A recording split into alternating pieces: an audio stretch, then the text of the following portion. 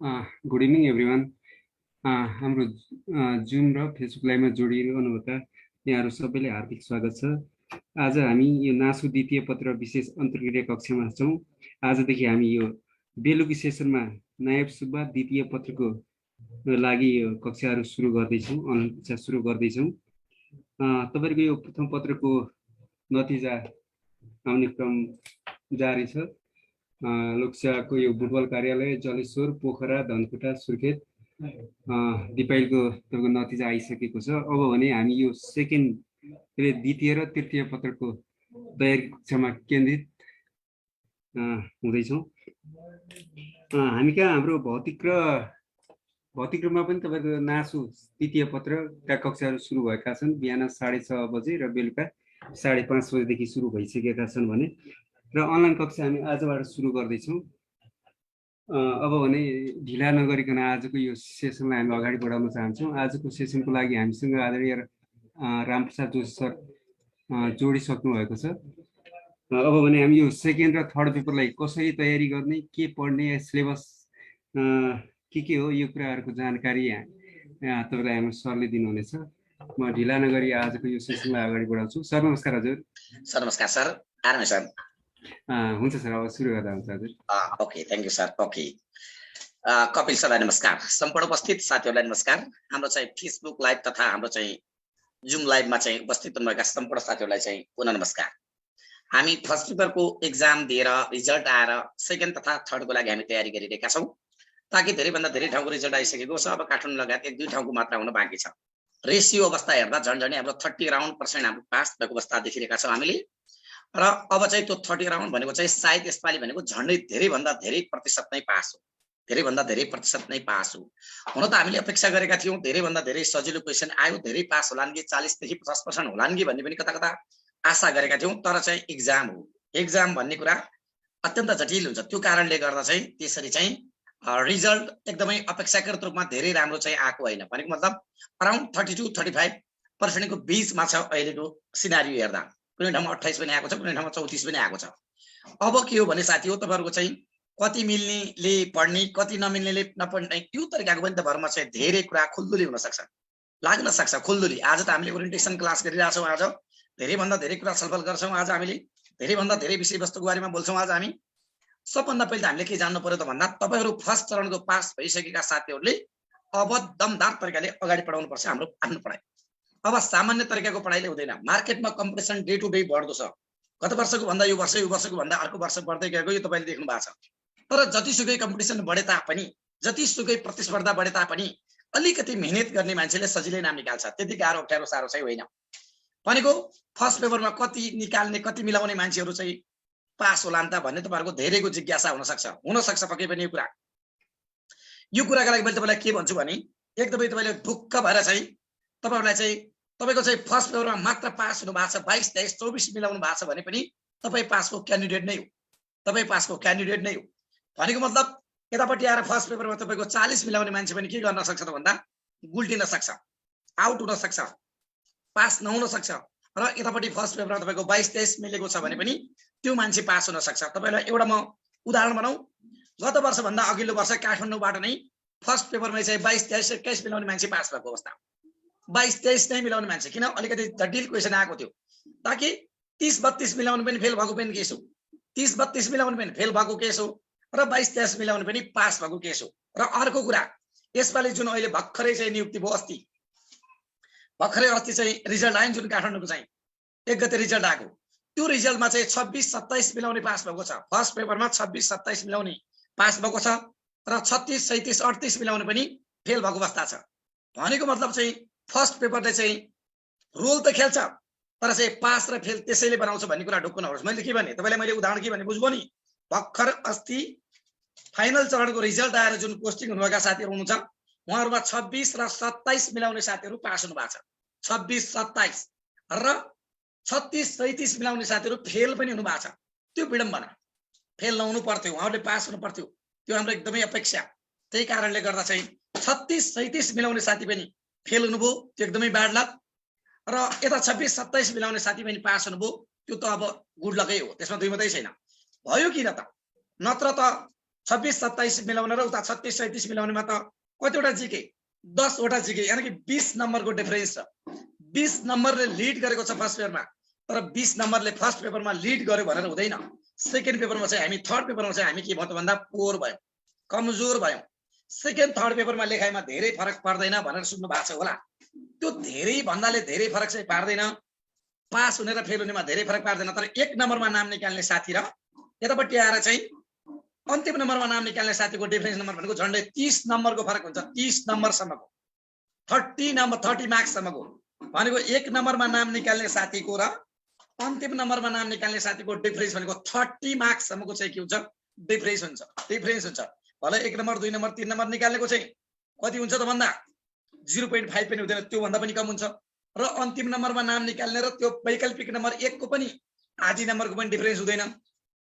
तर एक नम्बरमा नाम निकाल्ने र चाहिँ अन्तिम नम्बरमा नाम निकाल्ने साथीको डिफरेन्स कति हुन्छ त भन्दा 30 मार्क्सको डिफरेन्स भएको छ यो रिजल्टहरु हेर्दा त्यो देखिसक्नु भएको छ तपाईहरुले किन पास भएकोको त कति नम्बर आयो भन्ने थाहा हुन्छ नि त एक नम्बरमा कति नम्बर ल्यायो र अन्तिम नम्बरमा नाम निकाल्ने कति नम्बर ल्यायो त भन्दा त्यो 30 मार्क्सको पनि डिफरेन्स हुन्छ त्यसैले अब बुझ्नु पर्यो के त अब जान्नु पर्यो के त भन्दा ओहो भनेको मतलब लेख्ने पेपरबाट पनि हामी तान्न सक्ने रहेछौं लेख्ने पेपरबाट पनि हामी फर्स्ट पेपरमा चाहिँ जितेका साथीहरुलाई अझ हामी जित्न सक्ने रहेछौं भन्ने कुरा बुझ्नु पर्यो उदाहरणको लागि तपाईको यहाँ 26 मिलेको छ एकजना साथीको 36 मिलेको छ तपाईको भन्दा 10 वटा जिके बढी छ स्वभावले 20 नम्बर बढी ल्याएको छ तपाईले 20 नम्बर तपाईका हुनुहुन्छ त भन्दा कमजोर हुनुहुन्छ भने पनि तपाईले सेकेन्ड तथा थर्ड पेपरमा 11 नम्बरले उलाई लिड गर्नुभयो भने त्यो 36 निकाल्ने फालिन्छ र तपाई 26 मिलाउने के गर्नुहुन्छ त जागिर खानुहुन्छ त्यसैले चाहिँ बुझ्नु पर्यो के त भन्दा अब तपाईको चाहिँ फर्स्ट पेपर जस्तो भयो अब त्यसलाई तपाईले सुधार्न सक्नुहुन्न जाँच दिएर पास हुनुभयो सक्यो 36 मिलेको छ भने पनि अब 37 हुँदैन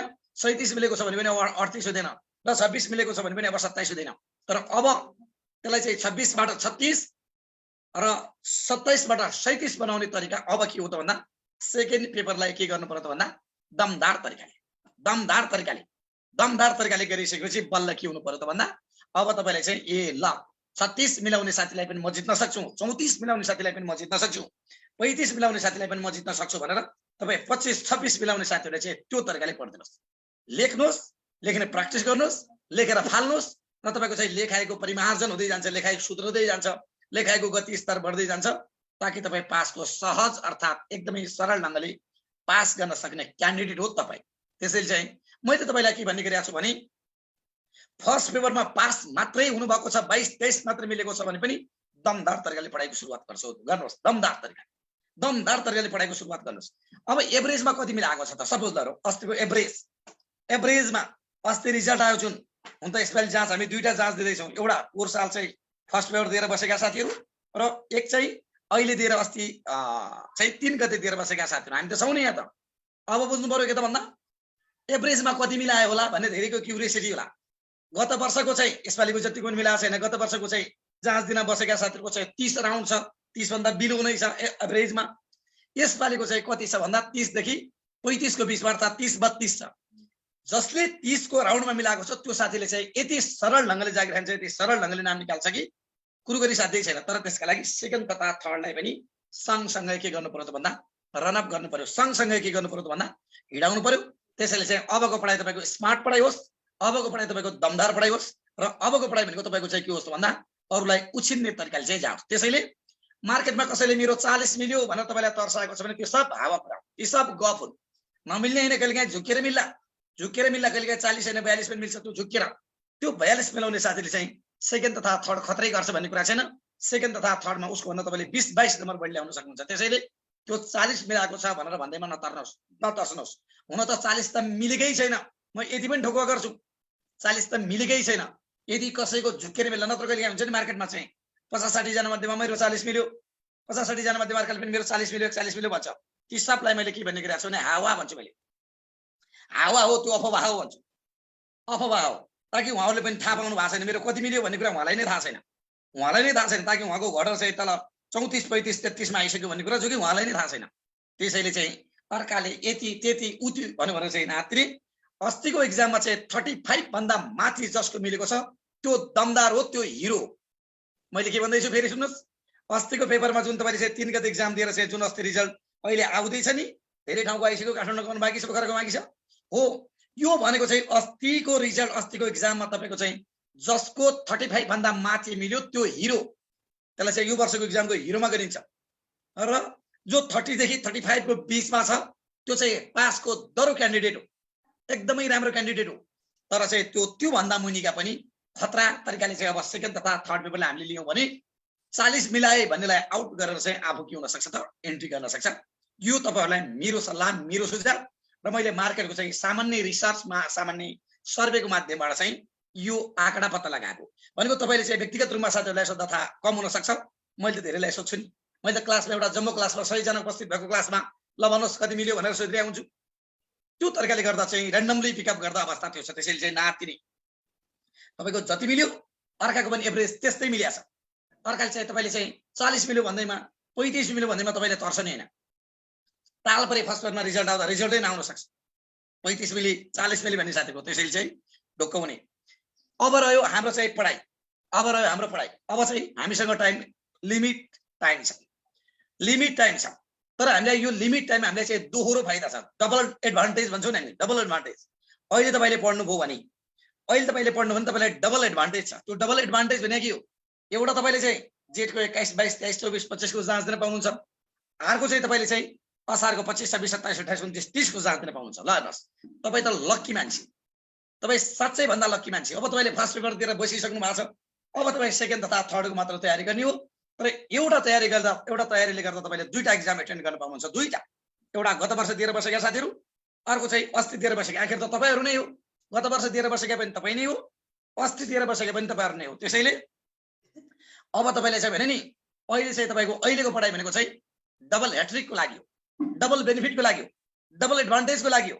त्यसैले चाहिँ अब यो पढाइलाई, यो समयलाई तपाईँले भरसक तरिकाले चाहिँ यति धेरै मिहिनेत गर्नुहोस् कि ताकि तपाईँ आफै चकित पर्ने तरिकाले पढ्नुहोस्। तपाईँ आफै दमदार तरिकाले चाहिँ वाउ के गरेँ मैले के आश्रय गरेँ भने चाहिँ 8औं आश्रयमा आफैलाई गर्नुहोस्। त्यो तरिकाले पढ्नुहोस्। मार्केटमा चाहिँ पढ्छ भनेर तर्सेर हुँदैन। मार्केटमा भएका मान्छेहरूसँग चाहिँ त्यो लहलही देखेर हुँदैन। मार्केटमा चाहिँ खतरा पढेका छन् म कमजोर छु भनेर हुँदैन। तपाईँले आफूलाई कहिले पनि कमजोर नसम्झनुहोस्, कहिले पनि है, कहिले पनि कमजोर नसम्झनुहोस्। त्यसैले चाहिँ तपाईँहरूलाई चाहिँ एकदमै मेरो हम्बल रिक्वेस्ट के हो त भन्दा अब खतरा पढ्नुहोस्। र यो फर्स्ट पेपर नदिएकै साथीहरू यसपालि न्यूबाट पढ्ने साथीहरू पनि पढ्नुहोस्। किनभनेदेखि अब लगत्तै खुल्लीमा पनि त आखिर तपाईँलाई पनि सेकेन्ड थर्ड त पढ्ने नै हो नि। त्यसैले चाहिँ तर चाहिँ अब धेरैभन्दा धेरै त हामी फर्स्ट पेपर दिएर बसेका साथी छौँ, त्यसमा 2 मात्रै छैन। धेरैभन्दा धेरै बहुसङ्ख्यक त हामी त्यही नै हो। अब रह्यो कुरा के त भन्दा सेकेन्ड तथा थर्ड पेपर। सेकेन्ड तथा थर्ड पेपरमा चाहिँ सबभन्दा पहिले के चाहिँ क्राइटेरिया बुझ्नु पर्यो भने पहिले आफैले आफैसँग सङ्कल्प के गर्नु पर्यो, पहिले आफैले आफैसँग प्रतिबद्धता के गर्नु पर्यो, पहिले आफैले आफैसँग बाचा के गर्नु पर्यो भने अब सेकेन्ड तथा थर्ड पेपर म अरूको भन्दा उच्चतम, अरूको भन्दा दमदार, अरूको भन्दा विशेष बनाउँछु भनेर बाचा गर्नुहोस्। त्यो अरूसँग बाचा नगर्नुहोस्, आफैसँग बाचा, आफैसँग कमिटमेन्ट गर्नुहोस्। ताकि अनि बल्ल पढ्न थाल्नुहोस्। केही त पढिसक्नु भएको छ, बेसिक नलेज त तपाईँलाई थाहा छ, तर चाहिँ थाहा छ तर लेख भन्दा तपाईँ हामीलाई लेख्न आउँदैन। त्यसैले अब लेख्ने बानीको विकास। घरमा तपाईँले चाहिँ कम्तीमा 2-4टा क्वेसन लेख्नुहोस्, लेखेर फाल्नुहोस्, प्र्याक्टिस गर्नुहोस्। ताकि प्रत्येक किसिमका क्वेसन हेर्नुहोस्। तपाईँलाई कतिवटा प्रकृतिका क्वेसन आउला, प्रकृतिका भने थाहा छ नि। तपाईँले चाहिँ मान्छे त जाँच दिन गइरहेछ, टिप्पणी भन्दा के लेख्ने, जाँच दिन गइरहेछ अवस्था लेख भन्दा के लेख्ने, जाँच दिन गइरहेछ व्यवस्था भन्दा के लेख्ने। जो कि जाँच दिन गइरहेछ के लेख्ने त्यो त पहिल्यै तयारी हुनु पर्यो नि त, पूर्व तयारी हुनु पर्यो नि त। जाँच दिन गइसकेपछि, युद्ध भूमिमा गइसकेपछि त गोली कसरी चलाउने भनेर त्यहाँ सोधेर हुन्छ। युद्ध भूमिमा गइसकेपछि गोली कसरी चलाउने, कसरी चाहिँ गोली भर्ने, त्यो तरिकाले भन्यो भनेदेखि हुन्छ त्यो त स्वतः फेल हो, स्वतः फेल। त्यसैले चाहिँ त्यो भनेको जाँच भन्दा पहिले नै गोली कसरी राख्ने, कसरी स्टार्ट गर्ने, गोली कसरी पड्काउने भन्ने कुरा पहिले नै थाहा हुनु पर्यो। त्यसैले तपाईँले अहिले नै टिप्पणी भन्दा के लेख्ने, कसरी लेख्ने, विशेषता भन्दा के लेख्ने, कसरी लेख्ने, राज्यले गरेका व्यवस्था भन्दा के लेख्ने, कसरी लेख्ने, वर्तमान अवस्था भन्दा के लेख्ने, कसरी लेख्ने, चुनौती भन्दा के लेख्ने, कसरी लेख्ने, अवसर भन्दा के लेख्ने, कसरी लेख्ने, उद्देश्य भन्दा के लेख्ने, कसरी लेख्ने, परिचय भन्दा के लेख्ने, कसरी लेख्ने, अवधारणा भन्दा के लेख्ने, कसरी लेख्ने, अर्थ भन्दा के लेख्ने, कसरी लेख्ने। यही यावत कुराको बारेमा चाहिँ जान्नु। यावत कुराको बारेमा जब हामी अहिले नै जान्दछौँ नि, अनि त्यो भनेको के हो त भन्दा युद्ध भूमिमा जानका लागि गोली गट्टा रेडी पारेको र शत्रु आउने बित्तिकै गुटुङ टुङ गोली हानिन्छ नि, हो यही हो। त्यही भएर अहिले नै बुझ्नु पर्यो, अहिले नै जान्नु पर्यो। म तम तयार हुनुपर्छ। भोलि त्यहाँ एउटा क्वेसन आएर त्यो क्वेसनमा कन्फ्युजन नहोस्, त्यो क्वेसनमा कुनै पनि खालको दुविधा नहोस्, त्यो क्वेसन भए मैले बुझेन भन्ने अवस्था नहोस्। त्यो तरिकाले चाहिँ त्यसका लागि के गर्नु पर्यो त भन्दा अहिलेदेखि बेलुकादेखि पढौला भोलिदेखि पढौला हुँदैन। पढ्ने भन्ने कुरा अहिलेदेखि तत्कालदेखि तुरुन्तैदेखि पढ्यो भनेदेखि बल्ल के हुन्छ त पार लगाउन सकिन्छ। तपाईँहरूसँग लिमिटेड टाइम छ, एकदमै लिमिटेड भनेको मतलब यो कि पहिलो चरणको एक्जामका लागि 1 महिना र दोस्रो चरणको एक्जामका लागि 2 महिनामा एक्जाम भनेको हुन त दोस्रो चरण भनेको यही होइन। पहिलो चरण भनेको चाहिँ 4 सालतिर बसेकाहरूको चाहिँ 1 महिना छ र यसपालि अस्ति जाँच दिएका साथीहरूको लागि 2 महिना छ भनेको तपाईँ नै हो जेठ 21-22 दिने पनि तपाईँ नै हो, असारको 25-26-27 दिने पनि। त्यसैले अब तपाईँहरूसँग मैले भने नि त्यही भएर यो 1 महिनामा यस्तो खतरा पढ्नुहोस् कि पहिलो पटक्कै एक्जाममा बाजी मार्नुहोस् र कथम कदाचित पहिलो पटकको एक्जाममा चाहिँ अलिकति तलमाथि भयो, अलिकति बाङ्गोटिङ्गो भयो भने पाठ सिक्नुहोस् त्यहाँबाट। मेरो त्यहाँ के बिग्रिएको छ त, के कमजोर भयो त, मैले त्यहाँ नपुर्याएको के हो त भन्नुहोस् र लगत्तै त्यसको 1 महिना त असारको फेरि 25 देखि त जान्छ नि। त्यसैले चाहिँ त्यसका लागि के गर्नुहोस् त खतरा गर्नुहोस्। यसले गर्दा तपाईँले दोहोरो फाइदा के छ भने एक चरणका साथीहरू पास भएर चाहिँ यही 21 गतिको जाँचमा गइसक्छ अनि तपाईँ चाहिँ तत्काल तपाईँको पढाइ के हुन्छ त तातै हुन्छ नि, तातै पढाइ हुन्छ। यो तातै भनेको मतलब एकचोटि चाहिँ पहिलो पटक फलामलाई हिर्काउँदा धेरै तताउनु पर्छ तर दोस्रो पटक तताउनलाई त त्यति आदि तातिसकेको छ नि। त्यसैले अर्को पटक तताउन सजिलै भने जस्तै तपाईँले चाहिँ पहिलो पटकको एक्जामको लागि तपाईँले पढिसक्नु भएको हुन्छ र यदि त्यसमा केही मिस्टेक कमजोरी भयो भने पनि त्यहाँबाट पाठ सिकेर अनि असारको 25 गतिको जाँच तपाईँलाई के हुन्छ भन्दा त्यति त्यसपछि फलाम धेरै तताइराख्नु पर्दैन, किन तातिसकेको छ। त्यही भएर तपाईँको पढाइ पनि के हो त भन्दा दमदार तरिकाले अगाडि बढिसकेको छ। त्यसैले तपाईँहरूसँग मेरो हम्बल रिक्वेस्ट, तपाईँहरूसँग मेरो अनुरोध, अब चाहिँ तपाईँहरू चाहिँ मेचीदेखि महाकालीसम्मबाट साथीहरू चाहिँ सम्पूर्ण साथीहरू चाहिँ सेटैमा पढ्न पाउनु भएको छ ताकि यो अनलाइनको माध्यमबाट। यदि फिजिकल क्लास हुन्थ्यो भने असम्भव हुन्थ्यो होला।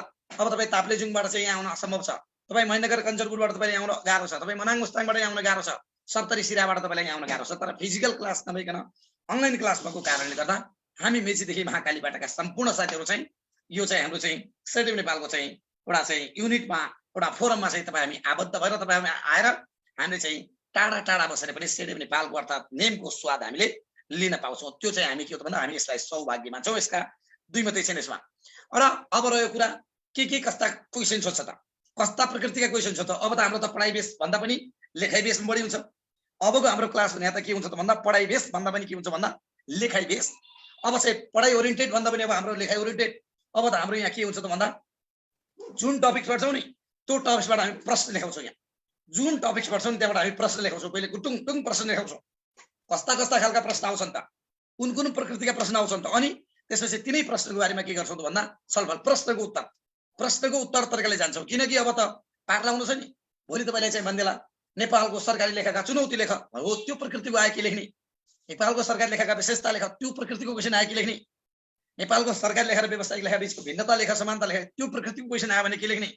हामी त यो तरिकाबाट जान्छौँ, अब त यो मोडालिटीबाट जान्छौँ ताकि 1 महिनामा हाम्रो चाहिँ क्लास सकाउनु छ। 1 महिनामा क्लास सकाउनु छ। किन सकाउनु छ त भन्दा हामीले त 21 देखि जाँच दिनु छ। 21 देखि हामीले के गर्नुपर्छ भन्दा जाँच दिनु छ। त्यसैले चाहिँ हामी त्यो मोडालिटीबाट हामी अगाडि बढ्छौँ।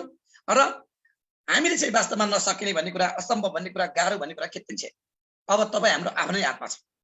अलिकति सुताइलाई घटाउँ, अलिकति मनोरञ्जनलाई घटाउँ, अलिकति लेजर टाइमलाई घटाउँ, अलिकति चाहिँ सिन्सियर नहुने बानीलाई हटाएर सिन्सियर हुने बानीको विकास गरौँ। असम्भव के छ असम्भव? वास्तवमा चाहिँ त्यति गाह्रो कुरा होइन। तपाईँले चाहिँ अलिकति पढिसक्नुभयो भने पढाइको लेभललाई तपाईँले पुर्याइसक्नुभयो भने अब यहाँ गाह्रो अप्ठ्यारो साह्रो भन्ने कुरा केही पनि हुँदैन। अबको चाहिँ हाम्रो के हुन्छ त भन्दा अब हाम्रो लेखाइ अब व्यवस्थित लेखाइ, परिमार्जित लेखाइ, आधुनिक लेखाइ, पास गर्ने लेखाइका तरिकाले हामी के गर्छौँ त अगाडि बढ्छौँ। अब विषयवस्तुमा छिर्दाखेरि आज हामी सपोज उदाहरणको लागि एकदम ख्याल गर्ने, एकदमै सुन्नुहोस्। यहाँ क्वेसन कस्ता आउँछन्, धेरैभन्दा धेरै साथीहरूलाई चाहिँ एकदम कन्फ्युजन। टिप्पणी लेख भन्ने हुन्छ।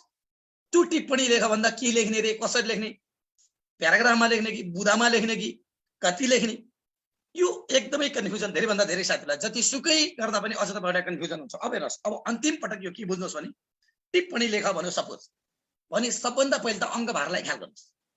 टिप्पणीलाई एकछिन थाहा राखेँ मैले, अङ्क भार छ तपाईँसँग 17वटा क्वेसन आउँछन्। त्यो 17वटा क्वेसन मध्येमा 5 अङ्क भारका पनि क्वेसन आउँछन्, 10 अङ्क भारका पनि क्वेसन आउँछन्। तर तपाईँलाई थाहा छ कि छैन 1 अङ्क भारको पनि आउँछ, 2 अङ्क भारको, 3 अङ्क भारको पनि क्वेसन आउँछ। हामीले हेर्दा सिधै 5 नम्बर र 10 नम्बर भन्छौँ नि, त्यो होइन। 1 नम्बरको पनि क्वेसन आउँछ, 2 नम्बरको पनि क्वेसन आउँछ, 3 नम्बरको पनि क्वेसन आउँछ, 4, 5, 6, 7, 8 नम्बरको, 10 नम्बरको पनि क्वेसन आउँछ, 9 नम्बरको पनि क्वेसन आउँछ। भनेको के हो त भन्दा हामीलाई क्वेसनको 17वटा क्वेसनमा चाहिँ एउटा 5 र अनि अर्को चाहिँ 10 नम्बरको लङ र सर्ट आउँछ। तर कहिले तपाईले चाहिँ 5 नम्बरको क्वेसनमा पनि 1 + 2 + 2 5 भन्छ। अनि आएन त्यहाँ 1 नम्बरको क्वेसन, आएन त्यहाँ 2 नम्बरको क्वेसन हो। कहिले तपाईलाई 2.5 + 2.5 भन्छ, आएन 2.5 नम्बर क्वेसन। कहिले तपाईलाई 3.2 + 5 भन्छ, आएन 3 र 2 को क्वेसन। कहिले तपाईलाई 4 + 1 5 भन्छ, आएन 4 र 1 को क्वेसन। त्यसैले चाहिँ त्यो तरिकाले जान्नु पर्यो। अब यसका लागि बुझ्नु पर्यो कि यसका लागि जान्नु पर्यो के त भन्दा साथी, सबभन्दा पहिले के मनन गर्दिनुहोस् भने तपाईलाई जब 17वटा क्वेसन आउँछ either second paper or third, सेकेन्डमा होस् या थर्डमा होस्, तपाईलाई क्वेसन कतिवटा सोध्छ त भन्दा जम्मा 17वटा क्वेसन सोध्छ। यो तपाईलाई थाहा छ। ढुक्क हुने 17वटा क्वेसन 2.5 घण्टामा हो। फेरि जाँच दिन गइरहेछ मान्छे 3 घण्टा हो भनेर चाहिँ जाँच दिन्छ, आखिर चाहिँ 2.5 घण्टामा घण्टी बच्छ। ओ हो मलाई थाहा छैन भन्छ।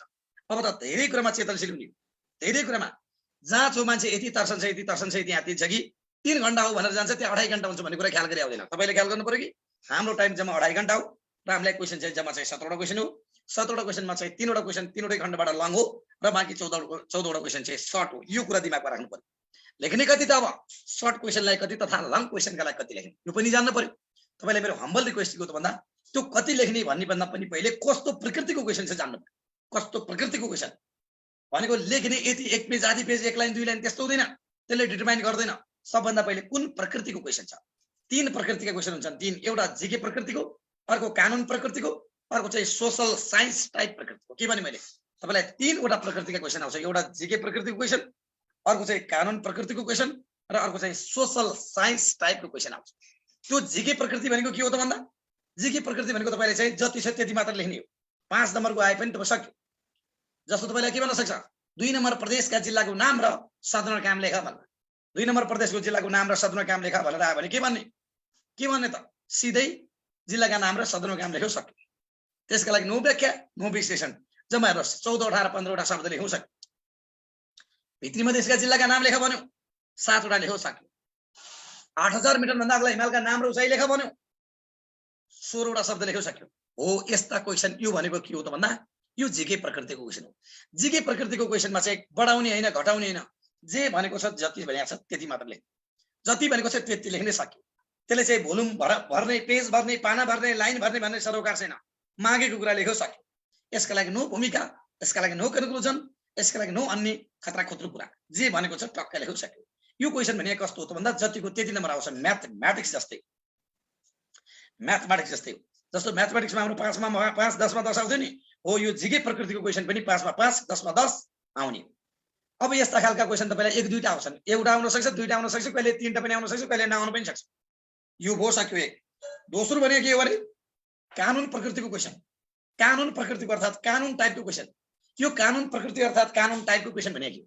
यो कानुन टाइप अर्थात कानुन प्रकृतिको क्वेसन भनेको खास के हो भने कानुनमा एक्ज्याक्ट भएको कुरा।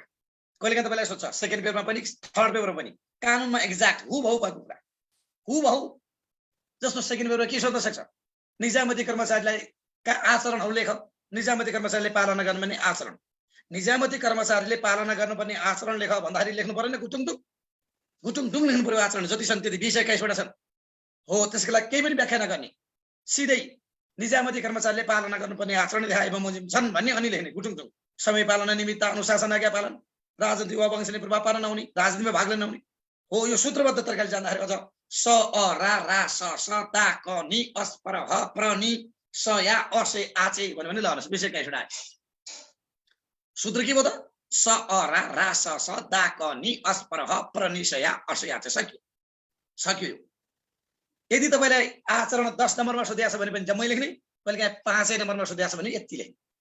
ओहो यो त 10 नम्बरको सोधिएको छ 5 नम्बरसँग सरोकार छैन।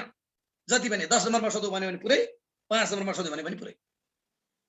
5 मा सोधिएको छ भने 5 नम्बर आउँछ, 10 मा सोधेको छ भने 10 नम्बर आउँछ। यसलाई भन्छ कानुन प्रकृतिको क्वेसन। थर्ड पेपरमा जानु होला जस्तै थर्ड पेपर पनि छ नि। थर्ड पेपरमा चाहिँ नेपाल सरकारले अंगीकार गरेका नीति लेख भन्ला सुशासन ऐन, सुशासन व्यवस्थापन तथा सञ्चालन ऐन 2064 अनुसार नेपाल सरकारले अंगीकार गरेका नीति लेख भन्यो भने गुटुङटुङ त्यहाँ 8वटा नीति अंगीकार गरेका जस्ता त्यस्तै लेख्ने। गरिबी निर्माणका कुरा, आर्थिक उदारीकरणका कुराहरू हो त्यो जतिका त्यति 8वटा बुँदा लेख्नु भने 5 का 5 नम्बर। तर नो व्याख्या, नो विश्लेषण, नो एक्सप्लानेसन। राइट, यति यसरी जाने। यो हो कानुन टाइपको क्वेसन। त्यही भएर कानुन टाइपका क्वेसन पनि तपाईलाई एउटा या दुईटा या 0वटा आउनु पनि सक्छ, नआउनु पनि सक्छ। आयो भने 1-2टा यो पनि तपाईलाई जतिको त्यति नम्बर 5 नम्बरको छ भने 5 का 5 10 नम्बरको छ भने 10 का 10 यो भो अब विशेषतः तपाईलाई धेरै भन्दा धेरै हामीलाई क्वेशन आउने कस्ता हुन्छन् भन्दा सोशल साइन्स टाइपका सोशल साइन्स प्रकृतिका अब हामीलाई धेरै भन्दा धेरै आउने क्वेशन के हुन्छ भन्दा सोशल साइन्स टाइपका प्रकृतिका भनेको यी सोशल साइन्स टाइपका क्वेशन भनेको हामीलाई जम्मा धेरै भन्दा धेरै नै आउँछन् 14-15 वटा क्वेशन नै आउँछ तर अब यसमा चाहिँ तपाईको जतिको त्यति नम्बर आउँदैन कानुन टाइप तथा जीके टाइपमा चाहिँ जतिको त्यति नम्बर आए तापनि अब सोशल साइन्स टाइपको प्रकृतिको क्वेशनमा जतिको त्यति आउँदैन ठिकै आउँदैन यसमा तपाईलाई बढीमा बढी खतरा नम्बर आयो भने कति आउँछ भन्दा 5 नम्बरमा 3.5 नम्बर र 10 नम्बरमा 7 नम्बरसम्म आउँछ सोशल साइन्स टाइपको क्वेशनमा 5 नम्बरको छ दमदार लेख्नु भएको छ खतरा लेख्नु भएको छ भने तपाईको 3.5 आउँछ र 10 नम्बरमा खतरा लेख्नु भएको छ भने तपाईको चाहिँ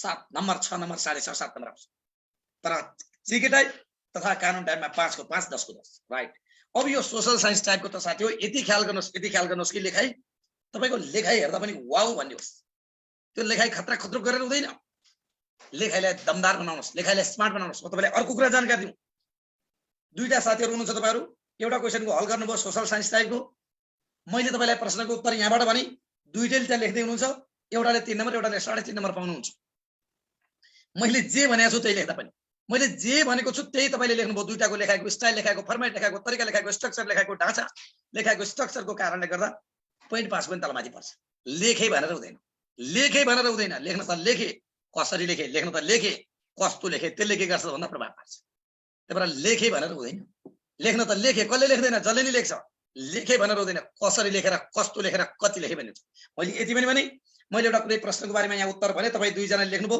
तपाईको दुईजनाको कपी एउटा कुनै एक्सपर्टले चेक गर्नुभयो भने एउटाको 3 नम्बर एउटाको 3.5 नम्बर आउँछ ल उस्तै लेखेका छौ एउटै अक्षर भन्न पाइन्न त्यहाँ ढाँचा कस्तो छ प्रस्तुति कस्तो छ स्ट्रक्चर कस्तो छ इन्जिनियरिङ कस्तो छ यसको एउटा उदाहरण यसरी बुझाउँ हामी एउटा कुनै घर लिन गयौँ घर हेर्न गयौँ भने घर उही छ बराबर लागत छ बराबर चाहिँ इटा छ बराबर चाहिँ सिमेन्ट छ बराबर रड छ तर चाहिँ एउटाको इन्जिनियरिङ दमदार छ अर्काको इन्जिनियरिङ खतम छ तपाईले कुन चाहिँले आँखा लाउनुहुन्छ कुन चाहिँले मन पराउनुहुन्छ भन्दा जसको इन्जिनियरिङ राम्रो छ त्यही हो त्यही पनि तपाईको त्यो कपीको तपाईको त्यो लेखाएको स्ट्रक्चरको लेखाएको ढाँचाको इन्जिनियरिङ राम्रो छ भने त्यो कपी चेक गर्ने मान्छेलाई के हुन्छ त वाउ भन्छ आँखा लाग्छ अनि नम्बर दिउँदिउ जस्तो लाग्छ त्यसैले चाहिँ लेखाइले पनि के गर्छ प्रभाव पार्छ यो भयो तपाईलाई यी कुरा जानकारी अब लेख्दाखेरि सुन्ने कहिलेकाहीँ सिधै महत्त्व भन्दा सार्वजनिक सेवा प्रवाहको महत्त्व लेख भन सार्वजनिक सेवा प्रवाहको महत्त्व लेख भन्दा सिधै सार्वजनिक सेवा प्रवाहको महत्त्व निम्न छ नलेख्नुहोस् त्यो लेखाइ भनेको अलि के हुन्छ त भन्दा अव्यवस्थित हुन्छ असान्दर्भिक हुन्छ अव्यवस्थित हुन्छ काँचो लेखाइ हुन्छ त्यसका लागि सबभन्दा पहिले 2-2.5 लाइन सार्वजनिक सेवा प्रवाहको परिचय लेख्ने अनि बल्ल सार्वजनिक सेवाको महत्त्व निम्न छ भनेर चाहिँ लेख्नुभयो भने त्यो लेखाइ के हुन्छ दमदार हुन्छ त्यो लेखाइ के हुन्छ व्यवस्थित हुन्छ यस यी कुरा भयो मैले यी कुरा तपाईलाई चाहिँ र्यान्डमली फटाफट भनिरहेको छु अब म तपाईलाई अघि नै भन्दै थिएँ तपाईले कहिलेकाहीँ टिप्पणी लेख भनेर मान्छेलाई धेरै भन्दा धेरै कन्फ्युजन हेर्नुहोस् है टिप्पणी लेख भन्छ बेसिकली टिप्पणी लेख भनेको 2.5 मार्क्सको कतिको आउँछ भन्दा 2.5 मार्क्स त्यो भन्दा बढीको आउँदैन 2.5 मार्क्सकै हो अब 2.5 मार्क्सको टिप्पणी लेख भन्दा है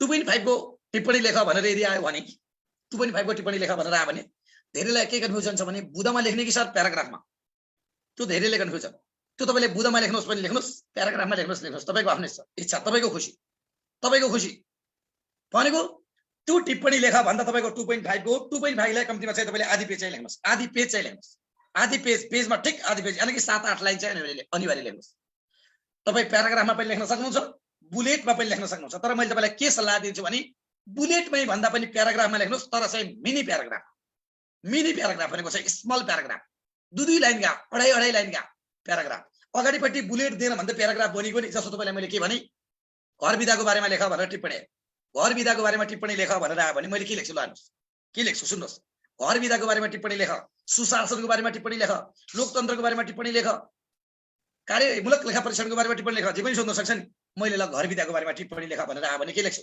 सुन्नुहोस् 1 नम्बर मुद्दा मैले के लेख्छु निजामती कर्मचारीले प्राप्त गर्ने विभिन्न किसिमका विधाहरू मध्येको एक प्रमुख विधाको रूपमा घर विधालाई लिने गरिन्छ सक्यो यसले गर्दा तपाईको 2 लाइन खाओ सक्यो अब म अर्को बुदा यसमा जोड्दिन अर्को बुलेट दिन्छु या बुलेट नदिकन अर्को प्याराग्राफ लेख्छु निजामती कर्मचारीले घर विधा 12 दिनको 1 दिनका दरले अर्थात् महिनाको 2.5 दिनका दरले अर्थात् वर्षको 30 दिनका दरले घर विधा पाउने गर्दछ र निजामती कर्मचारीले प्राप्त गर्ने विधा 180 दिनसम्म सञ्चित राख्न सक्ने व्यवस्था छ अर्को बुदा भो बुझ्नु नि दुई भयो, त्यसले गर्दा 2.5 लाइन माथि 2.5 लाइन 5 लाइन गइसकेको छ, 5 लाइन तर प्याराग्राफ 2टा बनाए।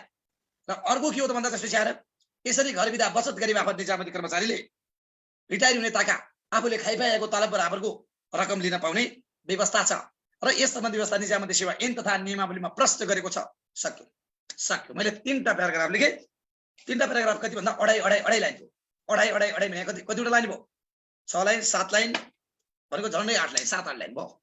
यति जाने यसरी लेख्ने बुझ्नु नि हो। जस्तो कार्यमूलक लेखा परीक्षणको बारेमा टिप्पणी लेख भन्यो, अब के गर्ने? भन्यो त भन्यो, कार्यमूलक लेखा परीक्षणको बारेमा टिप्पणी लेख भन्दा पनि यसरी नै लेख्ने है। भनेको चाहिँ बुलेटमा लेख्न पनि सक्नुहुन्छ, प्याराग्राफमा लेख्न पनि सक्नुहुन्छ। तर मेरो सल्लाह प्याराग्राफमै लेख्नुहोस्, तर मिनी प्याराग्राफ, स्मल प्याराग्राफ, यानि कि 2-2.5 लाइन, 2.5 लाइन भन्दा माथिको होइन, 3 लाइन भन्दा माथिको प्याराग्राफ त छुँदैन। सुन्नुहोस् टिप्पणीमा एउटा कसैले के गर्छ, टिप्पणी लेख भन्दा 7-8 लाइन लेख्छ, तर एउटै प्याराग्राफ बुझ्छ के पढ्छ त्यो पढ्ने मान्छेले नि नम्बर कहाँ दिन्छ? त्यो भद्रगोल हुन्छ। त्यही भएर चाहिँ टिप्पणी भने त प्याराग्राफमा लेख्नुपर्छ, एउटै प्याराग्राफ लेख्ने हो भन्छ, लेख्नु त 8-10 लाइन लेख्छ, तर एउटै प्याराग्राफ आउँछ। That is not fine writing, त्यो राम्रो होइन। त्यही भएर चाहिँ त्यो तरिकाले चाहिँ बुझ्नु पर्यो राइट टिप्पणीको। बुझ्नु नि कुरा। अब कहिलेकाहीँ तपाईँले अवधारणा लेख भन्छ। अवधारणा मान्छे धेरैभन्दा धेरै साथीहरू यसमा कन्फ्युजन छन्। अवधारणा लेख भन्दा मान्छे एकैचोटि के गर्छ? विकासक्रम खोतल्छ। त्यो अवधारणा लेख भनेको विकासक्रम लेख भनेको होइन। अवधारणा लेख भनेको विकासक्रम लेख पनि होइन। तर अवधारणा लेख भन्दा अङ्कभारलाई ख्याल गर्नुपर्छ। तपाईँलाई अवधारणा कहिलेकाहीँ लङ क्वेसनमा आयो भने तपाईँलाई 5 नम्बरको अवधारणा पनि सोध्न सक्छ। जस्तो सार्वजनिक सेवा प्रवाहको अवधारणा लेखी, सार्वजनिक सेवा भएका कमी कमजोरी लेखी, कमी कमजोरी सुधारका उपाय लेख भनेर 5 + 2.5 भन्न सक्छ। 5 नम्बरको पनि अवधारणा सोध्न सक्छ, 2 नम्बरको पनि अवधारणा सोध्न सक्छ, 2.5 को पनि अवधारणा सोध्न सक्छ। अब त्यसमा अवधारणा भन्दा धेरै साथीहरूको कमजोरी के भन्दा विकासक्रम हुन्छ। विकासक्रम, त्यो विकासक्रम लेख भनेको होइन अवधारणाले। अवधारणाले विकासक्रम लेख भनेको होइन। अवधारणाले भनेको के हो त भन्दा त्यसको बारेमा जानकारी दे, त्यसको बारेमा चिनारी दे भनेको, त्यसको बारेमा लेख भनेको। विकासक्रम भने त हामी हिस्टोरिकल डेभलपमेन्ट भन्छौँ नि, हामी त अवधारणा भने त कन्सेप्ट पनि, कन्सेप्ट भने त त्यसको विकास लेख भने होइन नि, कन्सेप्ट भने त त्यसको बारेमा लेख भनेको नि, त्यसको बारेमा जानकारी दे भने हो नि हो। त्यसैले अवधारणा भनेर चाहिँ यदि तपाईँलाई 2 नम्बरको 3 नम्बरको अवधारणा सोधिएको छ भने परिचय लेख्ने र एउटा बुदासम्म चाहिँ त्यसको विकास कहाँबाट भएको थियो त्यतिसम्म एउटा बुदा छोइदिने।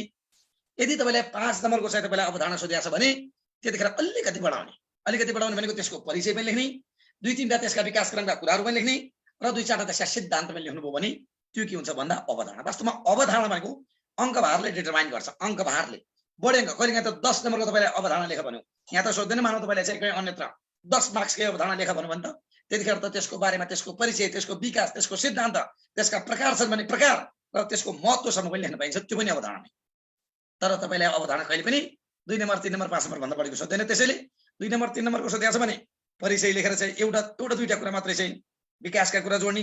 यदि 5 नम्बरमा अवधारणा सोध्यो भने चाहिँ त्यसको सबभन्दा पहिले परिचय, त्यसपछि 2-3टा कुरा विकासका कुरा र त्यसपछि सिद्धान्तका कुरासम्म पनि जोड्नुभयो भने तपाईँको लेखाइ के हुन्छ त अलिकति दमदार, अलिकति व्यवस्थित र अलिकति स्मार्ट बन्न जान्छ। यो तपाईँलाई मैले जानकारी दिएँ यो कुरा।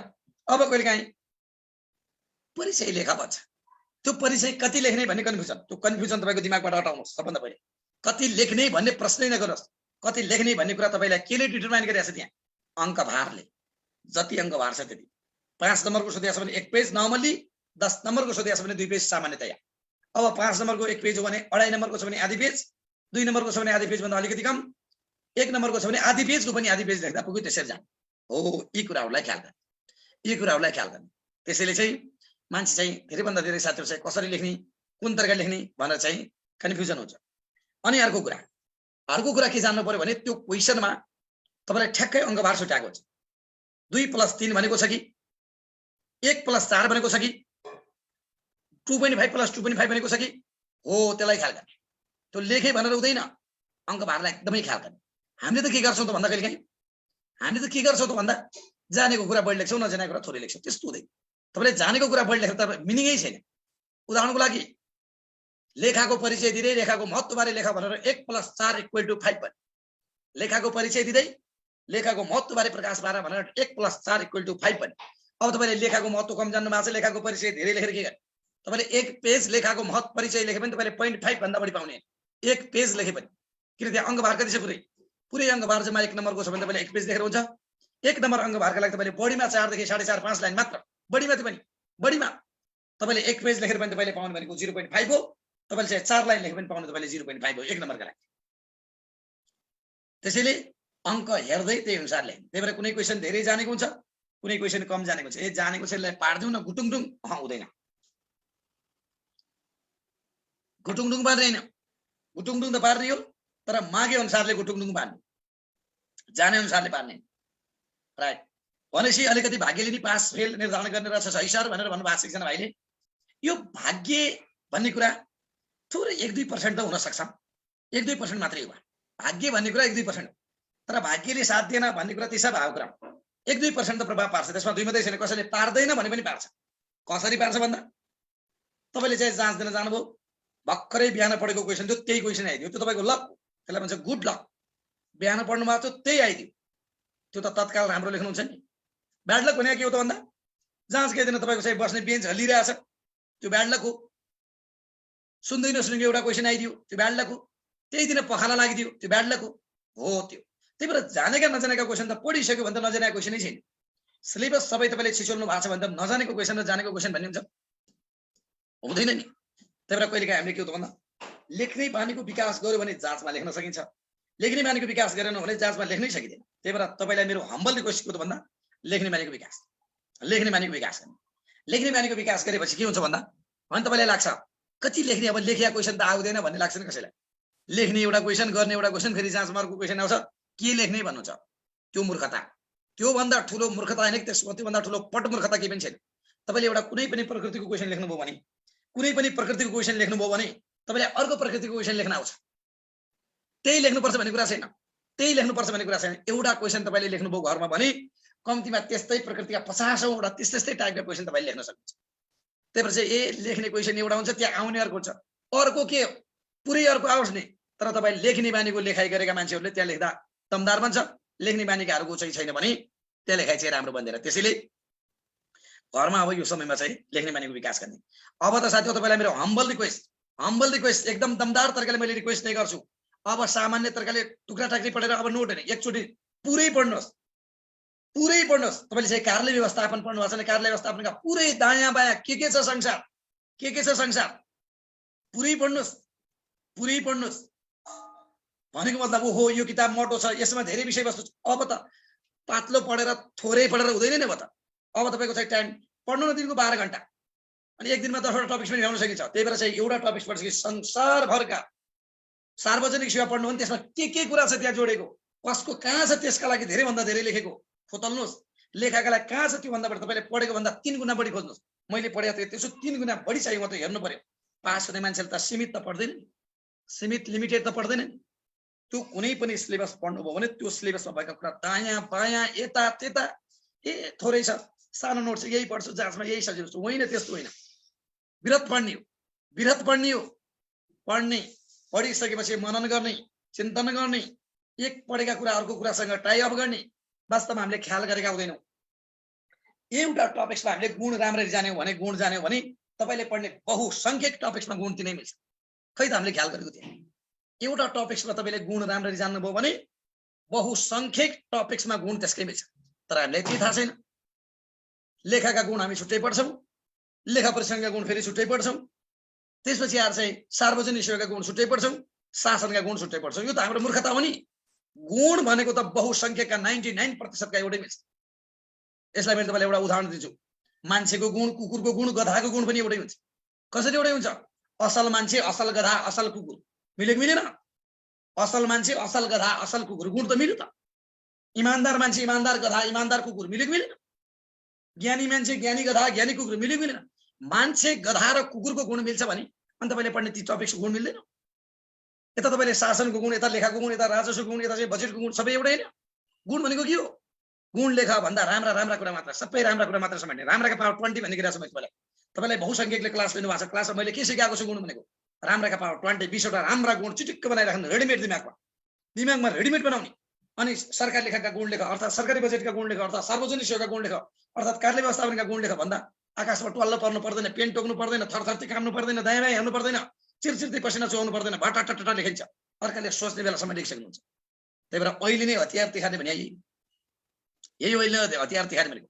त्यसैले तपाईँहरूलाई मेरो एकदमै हम्बल रिक्वेस्ट, तपाईँलाई मेरो हम्बल रिक्वेस्ट। त्यही भएर यो गुण जाने भने सबै कुरा जानिन्छ। कहिले कुनै बेला कुनै विषयमा सिद्धान्त लेख भन्छ, मान्छे त्यही टल्ल पर्छ। सिद्धान्त लेख, ओहो सिद्धान्त पढेको थिएन भन्छ। सिद्धान्त पढेको थिएन है, बुद्धि नपुगेको। पढेको थिएन होइन कि बुद्धि नपुगेको, चेतना नपुगेको, हतियारलाई रेडी नपारेको। यदि तपाईँले कुनै पनि विषयवस्तुका गुण जान्नुहुन्छ भने त्यहीबाट सिद्धान्त बन्छ। कुनै पनि विषयवस्तुका गुण जान्यो भने त्यहीबाट सिद्धान्त बनिन्छ।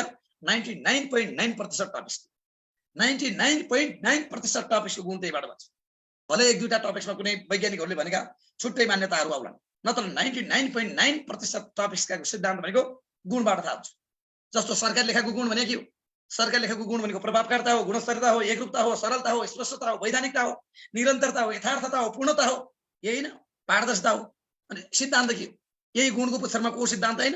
पारदर्शिताको सिद्धान्त होइन, एकरूपताको सिद्धान्त होइन, निरन्तरताको सिद्धान्त होइन, वैधानिकताको सिद्धान्त होइन, औचित्यताको सिद्धान्त होइन। हो भलै त्यही एक दुईटा सिद्धान्त हामीले पराल मूल्यको सिद्धान्त, एक आय वर्षको सिद्धान्त, लेखा प्रसरणको सिद्धान्त भनौँला, अरू त बहुसङ्ख्यक सिद्धान्त यही हो नि। खै त कुरो बुझ्या? यो तरिकाले जब हामी बुझ्छौँ नि, दमदार तरिकाले, दमदार। र तपाईँहरू साथीहरूलाई चाहिँ बहुसङ्ख्यकसँग मेरो किताब पनि होला, पक्कै पनि छ। बहुसङ्ख्यकसँग मार्केटमा यसो हेर्दा सिनारी हेर्दा त्यही देखिन्छ।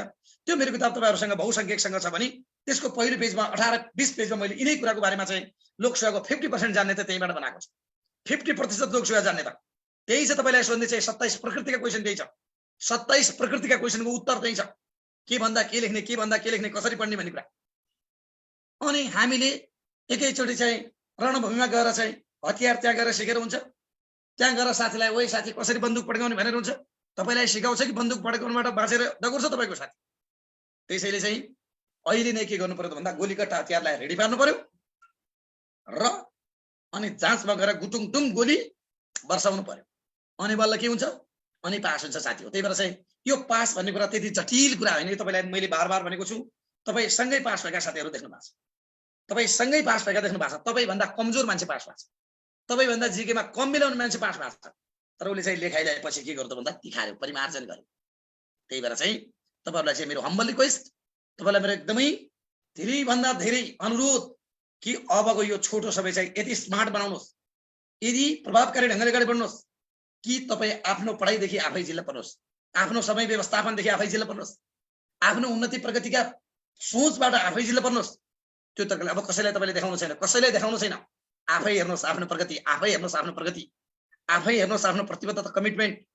हो त्यो तरिकाले पढिसकेपछि अनि असम्भव भन्ने कुरा के छ, गाह्रो भन्ने कुरा के छ, नसकिने भन्ने कुरा के छ? त्यही भएर चाहिँ चाहिने जति मेटेरियल्स एउटै किताबमा चाहिँ सङ्कलन गरेर राखिरहेका छ, त्यो भएका कुरा सबै पढ्नुहोस्, गुटुङटुङ पढ्नुहोस्। र त्यसपछि आएर यहाँ अब हामीले चाहिँ यहाँ क्लास लियो भने त हामीले यहाँ एन्सर क्वेसन गर्छौँ नि, यहाँ त तपाईँहरूको प्रश्न सोध्छौँ नि, हामी सुन्छौँ नि, तपाईँका प्रश्न हाम्रो उत्तर, तपाईँका जिज्ञासा हाम्रो त्यसको चाहिँ समाधान। त्यो तरिकाले हामी के गर्छौँ त भन्दा हामी छलफल गर्छौँ। त्यही भएर हामी यो 1 महिनाको पढाइ भनेको चाहिँ अब यो समयलाई हामी धेरैभन्दा धेरै व्यवस्थित गरेर, धेरैभन्दा धेरै परिमार्जन गरेर, धेरैभन्दा धेरै उन्नतशील बनाएर हामी के गर्छौँ त लेख्छौँ। क्वेसन त तपाईँलाई के आउँछ?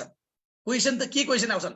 तपाईँलाई यतिवटा क्वेसन भने मैले तपाईँलाई कुनै पनिको परिचय बाहेकहरू के आउँछ, विकासक्रम बाहेकहरू के आउँछ, अवधारणा बाहेकहरू के आउँछ, विशेषता बाहेक के आउँछ, औचित्य बाहेक के आउँछ, उद्देश्य बाहेक के आउँछ, कमजोरी बाहेक के आउँछ, कमी सुधारका बाहेक के आउँछ, राज्यले गरेका व्यवस्था बाहेकहरू के आउँछ, वर्तमान अवस्था बाहेक के आउँछ, चुनौती बाहेकहरू के आउँछ, यिनै कुरा आउने होइन, टिप्पणी बाहेक के आउँछ, यिनै कुरा आउने होइन। यी कुराको बारेमा तपाईँ यहीँ जानेर चाहिँ छुरा हुनुहोस्, यहीँ जानेर दमदार हुनुहोस्। अनि बल्ल ओहो अवधारणा आएको थियो बाबै के हो, औचित्यमाथि प्रकाश आएको थियो बाबै के लेख्ने हो, विशेषता आएको थियो मैले त बुझिनँ, राज्यले गरेका व्यवस्था हो यो ल राज्यले गरेका व्यवस्था भन्दा के लेख्ने हो? कुनै विषयमा तपाईँलाई राज्यले गरेका व्यवस्था लेख भन्छ के लेख्ने हो? राज्यले गरेका व्यवस्था, राज्यले जे गरिरहेको छ त्यही लेख्ने, नीति तथा कानुनी व्यवस्था गरिरहेको छ भने त्यो पनि लेख्ने, संविधानमा कुरा राखेको छ भने त्यो पनि लेख्ने, संस्थाहरू निर्माण गरिरहेको छ भने त्यो पनि लेख्ने, विभिन्न खालका कार्यक्रम गरिरहेको छ भने त्यो पनि गर्ने, व्यक्ति निर्माण गरिरहेको छ भने त्यो पनि गर्ने, सबै लेख्ने। तर समग्रमा नीतिगत तथा कानुनीमा 1, संस्थागतमा 2 र कार्यक्रमगतमा 3 यसरी लेख्दा राम्रो हुन्छ कुनै पनि विषयवस्तुको लागि। अनि कहिलेकाहीँ कुनै सोच्छ कुनै पनि चिजको वर्तमान अवस्था लेख भन्छ, सोच वर्तमान अवस्था के भनेर सोध्न सक्छ, वर्तमान अवस्था लेख, मान्छे टुवाल्न पर्छ। यो वर्तमान अवस्था लेख भन्दा मान्छे टुवाल्न पर्छ, ला के लेख्ने भन्छ, तर्सन्छ, अहिले नै रेडी हुने। त्यो वर्तमान अवस्था भन्दा के लेख्ने? त मैले एकछिन तपाईँलाई सोधेँ, ल तपाईँलाई तपाईँको वर्तमान अवस्था के छ भन्दा के भन्नुहुन्छ? मैले तपाईँलाई सोधेँ अहिले नाउ अहिले तपाईँको वर्तमान अवस्था के छ भन्दा के भन्नुहुन्छ? टुवाल्न त पर्ने केही त भन्नु पर्यो नि, केही त छ नि तपाईँको वर्तमान अवस्था। हो वर्तमान अवस्था तपाईँलाई के छ भन्दा ठिकै छ भन्नुहुन्छ, त्यो ठिकै छ भने के हो? ठिकै छ भने के हो? केही ठिक छ केही बेठिक छ भने। त्यसैले कुनै पनि चिजको वर्तमान अवस्था लेखा भन्यो भने खत्तम छ पनि भन्न पाइन्न, खतरा छ भन्न पनि पाउन्न। यो कुरा जानकारी राख्नु। कुनै पनि विषयवस्तुको वर्तमान अवस्था लेखा भन्यो भने खतरा छ भन्न पनि पाउनुहुन्न, खत्तम छ भन्न पनि पाउनुहुन्न। इभन मैले तपाईँलाई अहिले सोधेँ, तपाईँलाई अहिले सोध्दा तपाईँको वर्तमान अवस्था के छ भन्दा मेरो वर्तमान अवस्था खतरा छ भन्न पाउनुहुन्न। के को खतरा छ, कसरी खतरा छ, र खत्तम छ भन्न पनि पाउनुहुन्न, कसरी खत्तम छ। त्यही भएर तपाईँको वर्तमान अवस्था के छ भन्दा न त खतरा छ न त खत्तम छ। केही राम्रा छन् केही नराम्रा पनि छन्। तपाईँका केही राम्रा पनि छन् केही छन् त नराम्रा पनि छन् पक्ष। त्यसैले कुनै पनि चिजका वर्तमान अवस्था लेखा भन्दा हाम्रो बानी के छ त भन्दा ए खत्तम छ गई गुज्रेको छ भन्दैछ। जस्तो सरकार लेखाको वर्तमान अवस्था लेखा भन्दा के भन्नुहुन्छ? खत्तम छ गई गुज्रेको छ भत्किसकेको छ भन्नुहुन्छ। कसले भन्यो? छैन नि भत्किएको। त्यही भएर वर्तमान अवस्था लेखा भन्दा सबल र दुर्बल दुईटै कुरा लेख्ने। जस्तो तपाईँको मैले वर्तमान अवस्था लेखा भन्यो भने खतरा छ भन्न पनि पाउनुहुन्न, खत्तम छ। खतरा छ भन्यो भने यहाँ कसरी किन आउनुभयो? तपाईँको खतरै छ भने यहाँ किन आउनुभयो? खतरा भए मान्छे यहाँ आउँछ। त्यही भएर खतरा छैन र खत्तम छ भन्ने पनि होइन। खत्तम छ भने यहाँ कसरी आउनुभयो? कसरी जोडिनु भयो यहाँ? त्यसैले तपाईँको वर्तमान अवस्था दुईटै छ, केही राम्रो र केही नराम्रो। त्यसैले कुनै पनि टपिक्समा वर्तमान अवस्था लेखा भन्यो भने दुईटै लेख्ने, सबल तथा दुर्बल। भाषा कसरी मिलाउने? जस्तो नेपालको मैले लेखाको वर्तमान अवस्था भन्यो भने नेपालको लेखा प्रणालीको वर्तमान अवस्थालाई निहाल्दा अत्यन्त उत्साहजनक अवस्था पनि छैन र अत्यन्त निराशाजनक अवस्था पनि छैन। यसका केही सबल त केही दुर्बल पक्ष छन्। अनि लेख्ने सबल दुर्बल लेख्ने कति त भन्दा जति भनिएको छ त्यति बुझ्नु नि हो। त्यही कारणले गर्दा हामीले जान्नु पर्यो के त भन्दा बुझ्नु पर्यो के त भन्दा अबको लेखाइ अबको पढाइ भनेको चाहिँ यहाँ कति प्रकृतिका क्वेसन आउँछन्, कुन कुन किसिमका क्वेसन आउँछन्। मैले तपाईँलाई भने यहाँ मैले यो किताबमा के चाहिँ राखेको छु हेर्नुहोस्।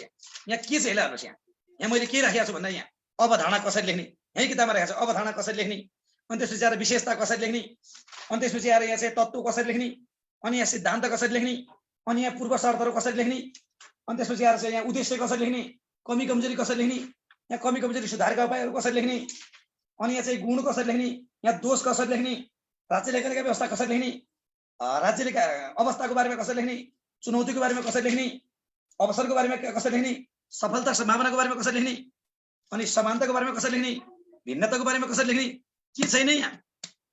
यति कुरा हामीले दमदार तरिकाले बुझिसकेपछि, जानिसकेपछि, मनन गरिसकेपछि अनि त्यहाँ चाहिँ तर्सेर हुन्छ। अनि तपाईँ जतिको डराउनु भएको छ अरू पनि त्यतिकै डराउँछन्। यो कुरा पनि जानुहोस्, तपाईँ जतिको डराउनु भएको छ अरू पनि त्यतिकै डराउँछन्। त्यही भएर चाहिँ ए अरू त खतरा उडान भनेर आत्तिने होइन, कोही पनि खतरा हुँदैन। जाँच हो, जाँच इक्जाम हो, इक्जाम हो जो पनि डराउँछ, इक्जाम हो जो पनि आत्तिन्छ। हातमै पेन छ, पेन छ कि हातमा पेन कहाँ छ भनेर पेन खोज्छ मान्छे इक्जामको टाइममा। हातमा पेन छ, ओहो मेरो पेन कहाँको भनेर दायाँमा हेर्छ। त्यो तपाईँ लगायत सबैलाई हुन्छ। तर अब नहात्तिने, अब नहात्तिने, अब चाहिँ पढ्ने, पढाइ दमदार गर्ने, शान्त शान्त शान्त भएर दिने, शान्त एकदमै शान्त।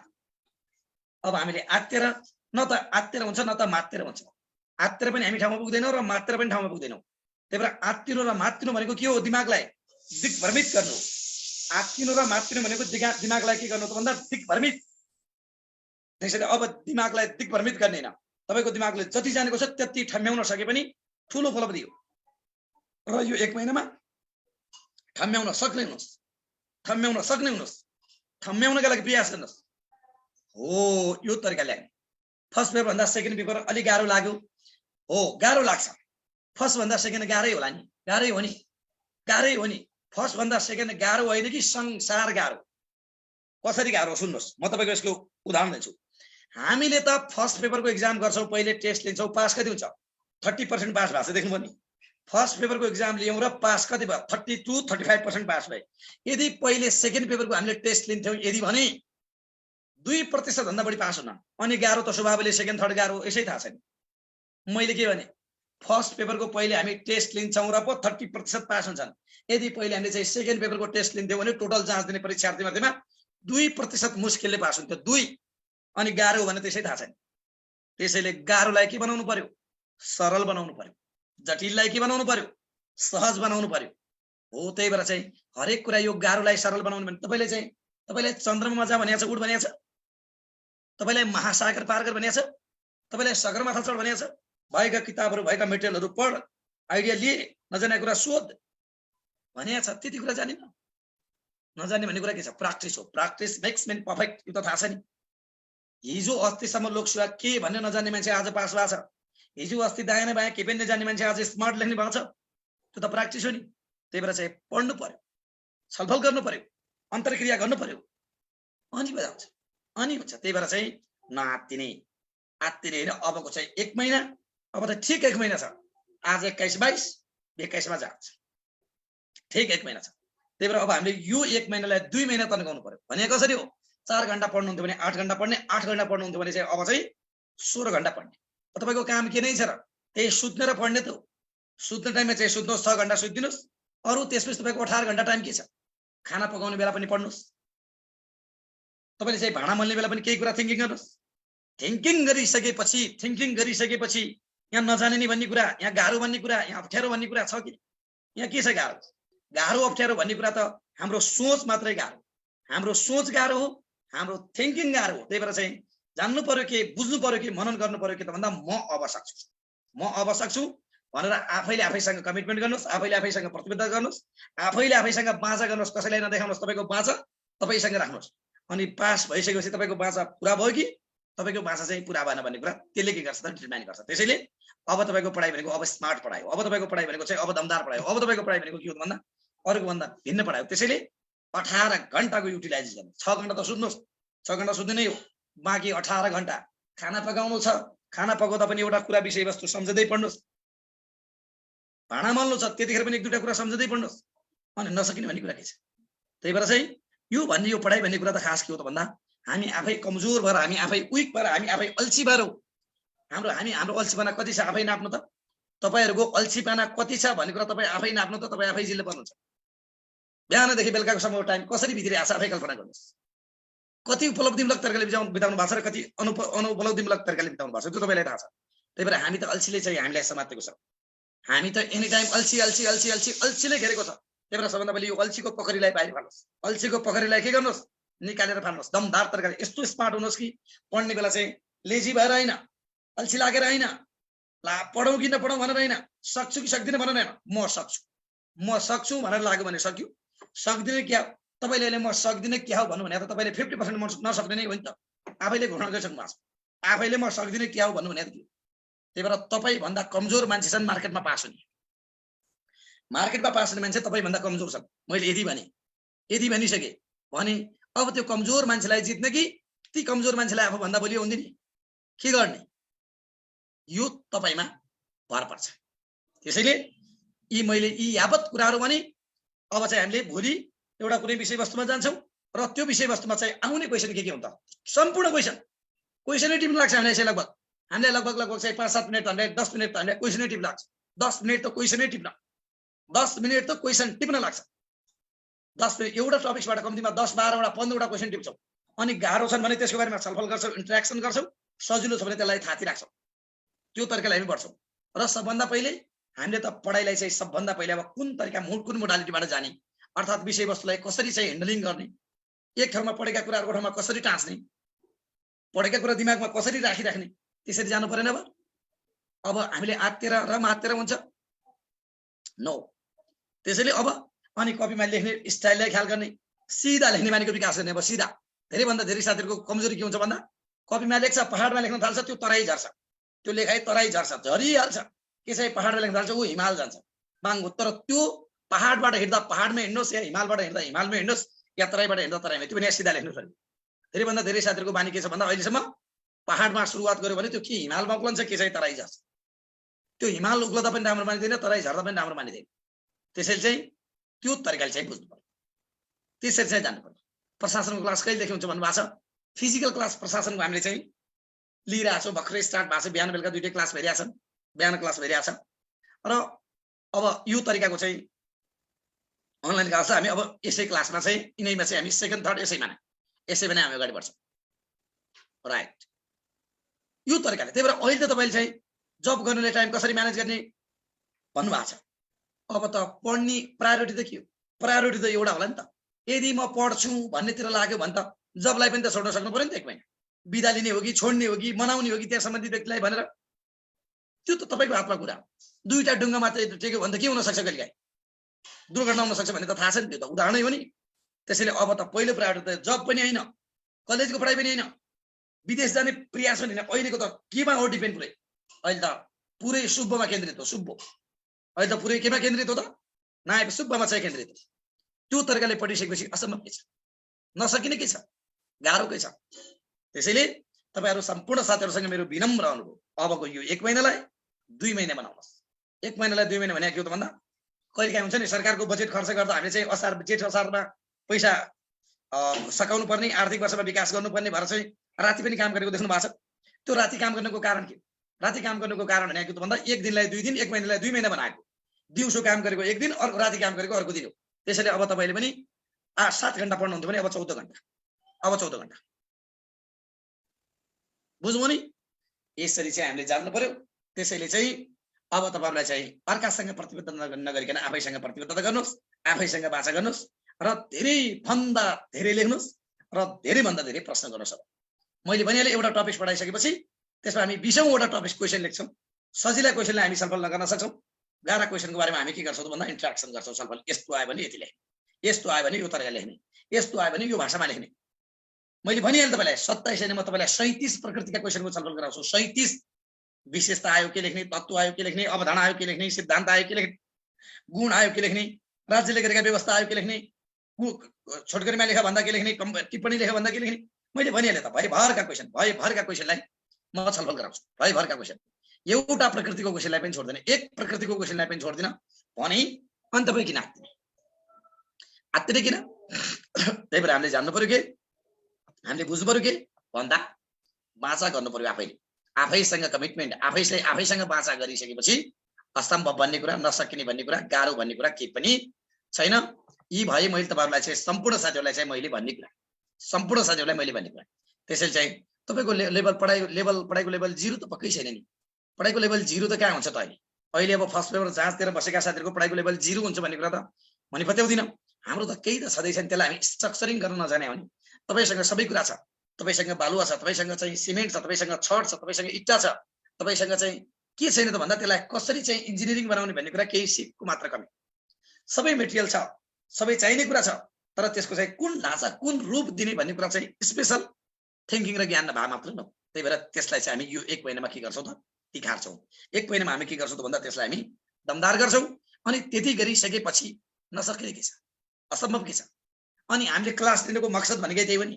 तपाईलाई कन्फ्युजन लागेका कुराहरु इन्ट्रेक्सन गर्ने, जटिल लागेका कुराहरु सोध्ने, हाम्रो त मकसद त्यही हो नि, लक्ष्य त्यही हो नि त। राइट? काठमाडौँको रिजल्ट कहिले आउँछ भन्नु भएको छ? काठमाडौँको रिजल्ट आज या भोलिसम्म आइहाल्छ नि। अब आजै पनि आउन सक्छ एकछिनमा, नत्र भोलि यो शनिबार भित्र त आउँछ आइहाल्छ। आउँछ नै, आज भोलि नै, आजै पनि आउन सक्छ, भोलि शुक्रबार आउन सक्छ र शनिबार भन्दा उता त सायदै जाँदै। राइट? त्यसैले साथीहरु अबको पढाइ चाहिँ सामान्यले हुँदैन। अब मान्छेले भन्छन् ए अर्को वर्ष पढौं। अर्को वर्ष पढ्नु भनेको त अहिले तपाईलाई प्रतिस्पर्धीहरुलाई झन् ल्याउनु। प्रदेशका क्वेशन यहाँ मिल्छन् कि मिल्दैन सर? दोहोरिन्छन्। किन नदोहोरिन्? मजाले दोहोरिन सक्छन्। ए 1 नम्बर प्रदेशमा आछ यो क्वेशन नसोधौं भन्ने कुरै हुँदैन। 1 नम्बर प्रदेशमा आएको छ यहाँ, अब कलेज यहाँ सेन्टरमा नसोधौं भन्ने कुरै हुँदैन। आइहाल्छ, आउँछ नि। त्यो दोहोर्याउँ भनेर सोध्ने पनि हैन, नदोहोर्याउँ भनेर आएको क्वेशन काट्ने पनि हैन। संजोगको आउन पनि सक्छ। बुझ्नुभयो नि? राइट? यी कुराहरुलाई चाहिँ मनन गर्ने, यी कुराहरुलाई जान्ने, यी कुराहरुलाई चाहिँ के गर्ने त भन्दा के सर प्रदेश 1 को कहिले आउँछ होला, के आइडिया छ कि नै? प्रदेशको पनि अब आज भोलि नै आउने बेला हुँदैछ, आउने बेला हुँदैछ। आज भोलि नै आउने आयो। महिला विकासको के को आयो, अब चाहिँ त्यो 5औं तहको पनि अब आउने बेला हुँदैछ। आज भोलि 2-3 दिनमा त्यो पनि आउँछ। राइट? हो, अनलाइन क्लास कहिलेदेखि हुने हो सर भन्नुभएको छ? अनलाइन क्लास आजैदेखि। आज हामीले ओरिएन्टेसन क्लास गर्यौं, भोलिदेखि हामी विषयवस्तुमा गुटुङ अगाडि बढ्छौं। अनलाइन क्लास आजैदेखि। आज भनेको यही क्लास, आज हामीले चाहिँ ओरिएन्टेसन गर्यौं, जानकारी दियौं, इन्फर्मेसन गर्यौं र भोलिदेखि हामी विषयवस्तुमा दगुरिहाल्छौं। किनकि हामीसँग टाइम जम्मा कति छ? 1 महिना मात्र टाइम। ठिक 1 महिना, ठिक 1 महिना टाइम। त्यही कारणले गर्दा कहिलेदेखि भन्ने कुरा हैन, अहिलेदेखि, आजदेखि पनि हैन, अहिलेदेखि यो सुरुवात गर्यौं। आज हामी तपाईलाई इन्फर्म गर्यौं। तपाई हामीले चाहिँ ए अब है, अब तात्नुहोस् भनेर चाहिँ के भन्छ नि, एक्सरसाइज गर्नु भन्दा पहिले हामीले चाहिँ के गर्छौं? हाम्रो जिउलाई वार्मिङ गर्छौं, तताउँछौं नि। हो यही हो। र भोलिदेखि दमदार है। राजस्वको अनलाइन क्लास कहिलेदेखि हुन्छ भन्नुभएको छ? अब राजस्वको अनलाइन क्लास भनेर स्पेशल हैन, तपाईले चाहिँ अब एउटा लेख्ने सिपको क्लास, लेखन सिपका क्लासहरु लिइसकेपछि त्यो बीचमा हामीले धेरै भन्दा धेरै विषयवस्तुका क्वेशनहरु समेट्छौं। राइट? त्यसरी चाहिँ हामी जान्छौं। यी कुराहरु चाहिँ कति बजेदेखि क्लास हुन्छ भन्नुभएको छ? 6 बजेदेखि 8 बजेसम्म। बेलुका 6 बजेदेखि 8 बजेसम्म, बेलुका 6 बजेदेखि 8, फेरि 8 बजेदेखि हाम्रो अर्को खरिदारको क्लास छ। त्यही भएर बेलुका 6 बजेदेखि 8 बजेसम्म हाम्रो चाहिँ निरन्तर क्लास हुन्छ, निरन्तर। र कहिलेकाहीँ हामी त्यो क्लासहरू तन्काउँछौँ, किनभने हामीले त एक महिनामा धेरै विषयवस्तु छलफल गर्नु छ नि। त्यही भएर 8 बजेको क्लासलाई कहिलेकाहीँ हामी चाहिँ ब्याकअप गरेर चाहिँ त्यसलाई छोडेर भए पनि हामीले के गर्छौँ त भन्दा डबल क्लास पनि लिन सक्छौँ। 8 देखि 10 बजेसम्म, 6 बजेदेखि 10 बजेसम्म पनि आउन सक्छ। बुझ्नु होइन? ल यसरी गर्ने सम्पूर्ण कुराहरू हामी यहाँ लेख्ने तयारी गर्यौँ भने, लेख्ने बानीको विकास गर्यौँ भने त सम्पूर्ण विषयवस्तु उयो हो नि, सम्पूर्ण विषयवस्तु आखिर उस्तै हो नि। फर्स्ट सेकेन्ड पेपरलाई दमदार तरिकाले पढ्नु भने त तपाईँलाई थर्ड पेपरमा धेरै कुरा मिल्छ। लेख्ने पाटो उयो, क्वेसनको प्याटर्न उयो, क्वेसनको तरिका उयो, क्वेसनको फर्मेट उयो, राइट राइट। प्रशासनको बिहान भइरहेछ हो, प्रशासनको क्लास चाहिँ बिहान भइरहेछ। बिहान हाम्रा दुईटा क्लास प्यारलली चलिरहेछ, दुईटा, एउटा पुरानो क्लास इन्डिङ हुँदैछ, एउटा नयाँ क्लास भर्खर हिजो अस्तिबाट सुरुवात भइरहेछ। 30 जति जिके मिलेको छ सर, कसरी? अब 30 भनेको एकदम राम्रो, एभरेज बहुत राम्रो, बहुत राम्रो, बहुत राम्रो, मजाले पढ्ने, खतरा पढ्ने। तपाईँको 30 मिलेको छ र कसैको चाहिँ तपाईँको चाहिँ 35 मिलेको छ भने ऊ 35 वालाले तपाईँले सजिलै जित्न सक्नुहुन्छ। सेकेन्ड तथा थर्डमा चाहिँ तपाईँले चाहिँ उसको भन्दा तपाईँले 5 नम्बर 6 नम्बर ल्याउनु भने त उसलाई जितिहाल्नु, राइट। त्यसैले मजाले पढ्ने। मार्केटमा मेरो चाहिँ 35 मिल्यो, मेरो चाहिँ 40 मिल्यो भन्नेका पछि नलाग्ने। मार्केटमा अस्तिको एक्जाममा एभरेज भनेको चाहिँ 30 मिलाउने साथीहरूले चाहिँ मजाले जागिर खान्छ, र 21-22 मिलाउनेले पनि अलिकति प्रयास बढी गर्यो भने जागिर खान्छ, र 40 भन्दा माथि मिलाउने साथी पनि गुल्टिन पनि सक्छ। त्यसैले यी कुराहरू भए मैले तपाईँलाई चाहिँ भन्ने, तपाईँहरूसँग चाहिँ छलफल गर्ने कुराहरू, राइट। थर्ड पेपरको आइडी पुरानै हो सर भन्नुभएको छ। अब थर्ड पेपरको आइडी पुरानै भन्ने कुरा हुँदैन, आइडी त चेन्ज भइहाल्छ नि हाम्रो। आइडी त उही भन्ने कुरा हुँदैन, आइडी त हाम्रो चाहिँ लगभग 20-25 वटा आइडी छन् हाम्रा।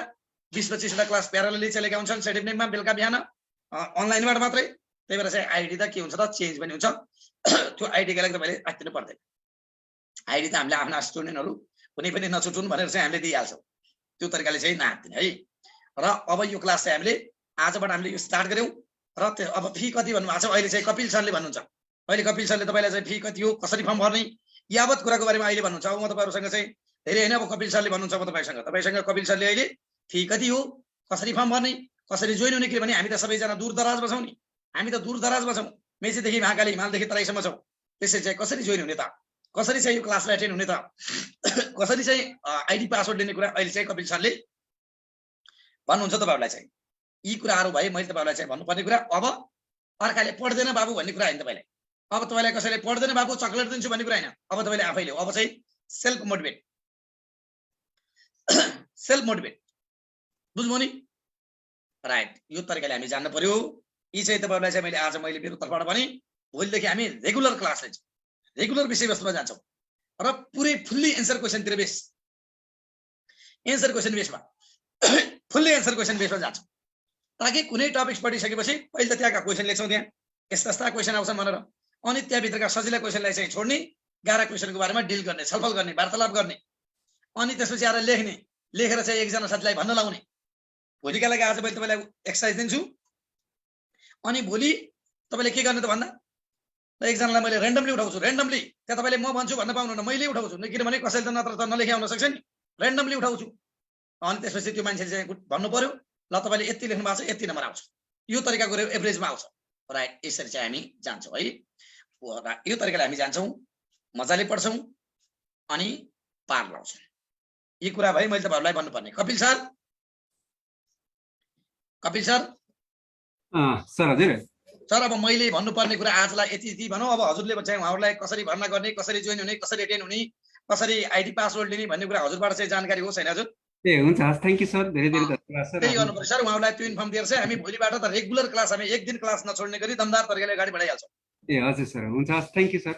हस्, thank you so much sir. ल अब सम्पूर्ण साथीहरूलाई कपिल सरले भनेका कुराहरूतिर ध्यान दिन सक्छन्, आनन्द ढङ्गले चाहिँ कसरी के गर्ने भन्ने कुरा सरले सम्पूर्ण कुराहरू, सम्पूर्ण विषयवस्तुहरू भन्नुहुन्छ, ताकि हामी चाहिँ टाढा बसेर, दूर दराजमा बसेर, मेचीदेखि महाकाली, हिमालदेखि तराई बसेर चाहिँ हामी सेडेप नेमको क्लास लिँदैछौँ। यो हामी सबैका लागि सौभाग्यको कुरा हो। वास्तवमा हाम्रो चाहिँ यो इन्फर्मेसन टेक्नोलोजीको कारणले गर्दा, अर्थात् त्यो कोरोना भाइरसबाट चाहिँ यो सिर्जना भएको चाहिँ जुन चुनौतीलाई पार गर्नका लागि आएको अवसर पनि हो, राइट। ओके सर, ल प्लिज अब कपिल सरबाट। हेलो, गुड इभिनिङ एभ्रिवान, तपाईँहरू सम्पूर्णलाई नमस्कार। आजको सेसन हाम्रो रामप्रसाद जोशी सरले दिनुभएकोमा एकदमै इफेक्टिभ होला भन्ने सोचेका छौँ, र अब चाहिँ हामीले चाहिँ यो क्लास चाहिँ भोलिबाट नियमित रूपमा सुरु गर्छौँ। अहिले हामीले भोलिबाट हुने लेख्नुभयो र यो क्लास चाहिँ हामीले भोलिबाट स्टार्ट गर्छौँ दोस्रो पत्रको र यो क्लासलाई चाहिँ हामीले कसरी लाने भन्ने कुरा चाहिँ तपाईहरुलाई भोलि एउटा हामीले डेमो क्लास देखाउँछौँ। यो क्लासको दुईटा माध्यमबाट लानेछौँ। यो क्लासलाई चाहिँ एउटा माध्यम हुन सक्छ तपाईको बुस्टअप क्लास क्वेशन एन्सर प्याटर्नमा लान्छौँ र अर्को चाहिँ नर्मल्ली लैजान्छौँ। यो दुईटा प्याटर्नमा लैजाँदाखेरि चाहिँ जो जेटमा एक्जाम दिने हुनुहुन्छ उहाँहरुको लागि चाहिँ तपाईहरुको चाहिँ अब नर्मल क्लास गर्दाखेरिमा चाहिँ अलिकति तपाईहरुलाई गाह्रो होला, पहिला पढिसके पनि हुन सक्छ जेटमा हुने एक्जामको लागि। त्यसैले गर्दा जेटबाट जो जेटको एक्जाम दिने हुनुहुन्छ उहाँहरुको लागि चाहिँ हामीले कमान्डो क्लास विशेष स्पेशल क्लास स्टार्ट गर्छौँ। त्यो क्लास चाहिँ भोलि हामीले पहिलो क्लास चाहिँ त्यसको राख्छौँ र त्यो क्लास लिइसकेपछि तपाईलाई कतिको इफेक्टिभ हुन्छ त्यो अनुसार हामीले अगाडि बढाउँला र त्यसै गरी अर्को एउटा नर्मल क्लास हामीले पर्सिबाट चाहिँ दुईटा क्लासहरु स्टार्ट गर्छौँ। एउटा बुस्टअप क्लास स्टार्ट गर्छौँ र एउटा चाहिँ नर्मल क्लास स्टार्ट गर्छौँ। बुस्टअप क्लास भनेको चाहिँ तपाईको क्वेशन एन्सर बेसमा हुने क्लास हो हैन र यसमा चाहिँ कसरी लेख्ने हाउ टु राइट भनेर सिकाउँछौँ यसमा र तपाईहरुले लेख्नु भएको कुरालाई सरले सुनेर त्यसको फिडब्याक पनि दिनुहुन्छ प्लस कसरी लेख्ने भन्ने कुरा चाहिँ हामीले तपाईलाई सिकाउँछौँ। र अर्को नर्मल क्लास भनेको चाहिँ तपाईहरुको चाहिँ हामीले व्हाट इजबाट स्टार्ट गर्ने हो हैन त्यो चाहिँ तपाईको कम्तीमा लगभग 35 देखि 40 दिनको समय लाग्छ र बुस्टअप क्लासको समय भनेको जम्मा 25 देखि 30 दिनमा हामीले त्यो क्लास चाहिँ सक्छौं। र यसको क्लास चाहिँ अब हामीले सुरुमा भोलि चाहिँ तपाईलाई बुस्टअप क्लासको डेमो क्लास देखाउँछौं। त्यसमा चाहिँ तपाईहरुलाई कसरी लेखाउने भन्ने कुरा सिकाउने हो है। त्यसमा चाहिँ ढुक्क हुनुस् र यो बुस्टअप क्लासको चाहिँ नोट कुनै पनि पाउनुहुन्न तपाईहरुले। यो नोट चाहिँ तपाईहरुलाई हामीले नोट दिदैनौं बुस्टअप क्लासको चाहिँ र जो नर्मल क्लास पढ्ने चाहने हुनुहुन्छ उहाँहरुको लागि चाहिँ हामीले छुट्टै नोट तयार पारेका छौं। त्यो नोट पनि तपाईहरुलाई हामीले उपलब्ध गराउँछौं। र यो कुराहरु तपाईहरुलाई मैले जानकारी गराए। क्लास हुने समय चाहिँ बेलुका नै हो। बेलुका चाहिँ हाम्रो 6 तपाईहरुको क्लास स्टार्ट हुन्छ र 6 बजेबाट क्लास स्टार्ट भइसकेपछि 8 बजे सकिन्छ र यो दुईटा समय बुस्टअप क्लासको समय चाहिँ यही रहने व्यवस्था जानकारी गराए म तपाईहरुलाई। र अर्को चाहिँ हाम्रो जुन नर्मल क्लास छ त्यसको समय चाहिँ अलिकति परिमार्जित गर्नुपर्ने हुन सक्छ। त्यसको लागि चाहिँ हामीले तपाईहरुलाई भोलि जानकारी गराउँछौं। र यसको फी चाहिँ तपाईहरुको बुस्टअप र नर्मलको फी चाहिँ एउटै राखेका छौं। यसपालि चाहिँ तपाईहरुको 5500 फी हो यसको चाहिँ है 5500 पेमेन्ट गर्नुपर्ने हुन्छ र बुस्टअप क्लासको चाहिँ नोट आउँदैन। म तपाईहरुलाई यो कुरा पनि जानकारी गराए। नर्मल क्लासको चाहिँ तपाईहरुलाई हामीले नोट पनि प्रोवाइड गर्छौं र यसमा स्पेशली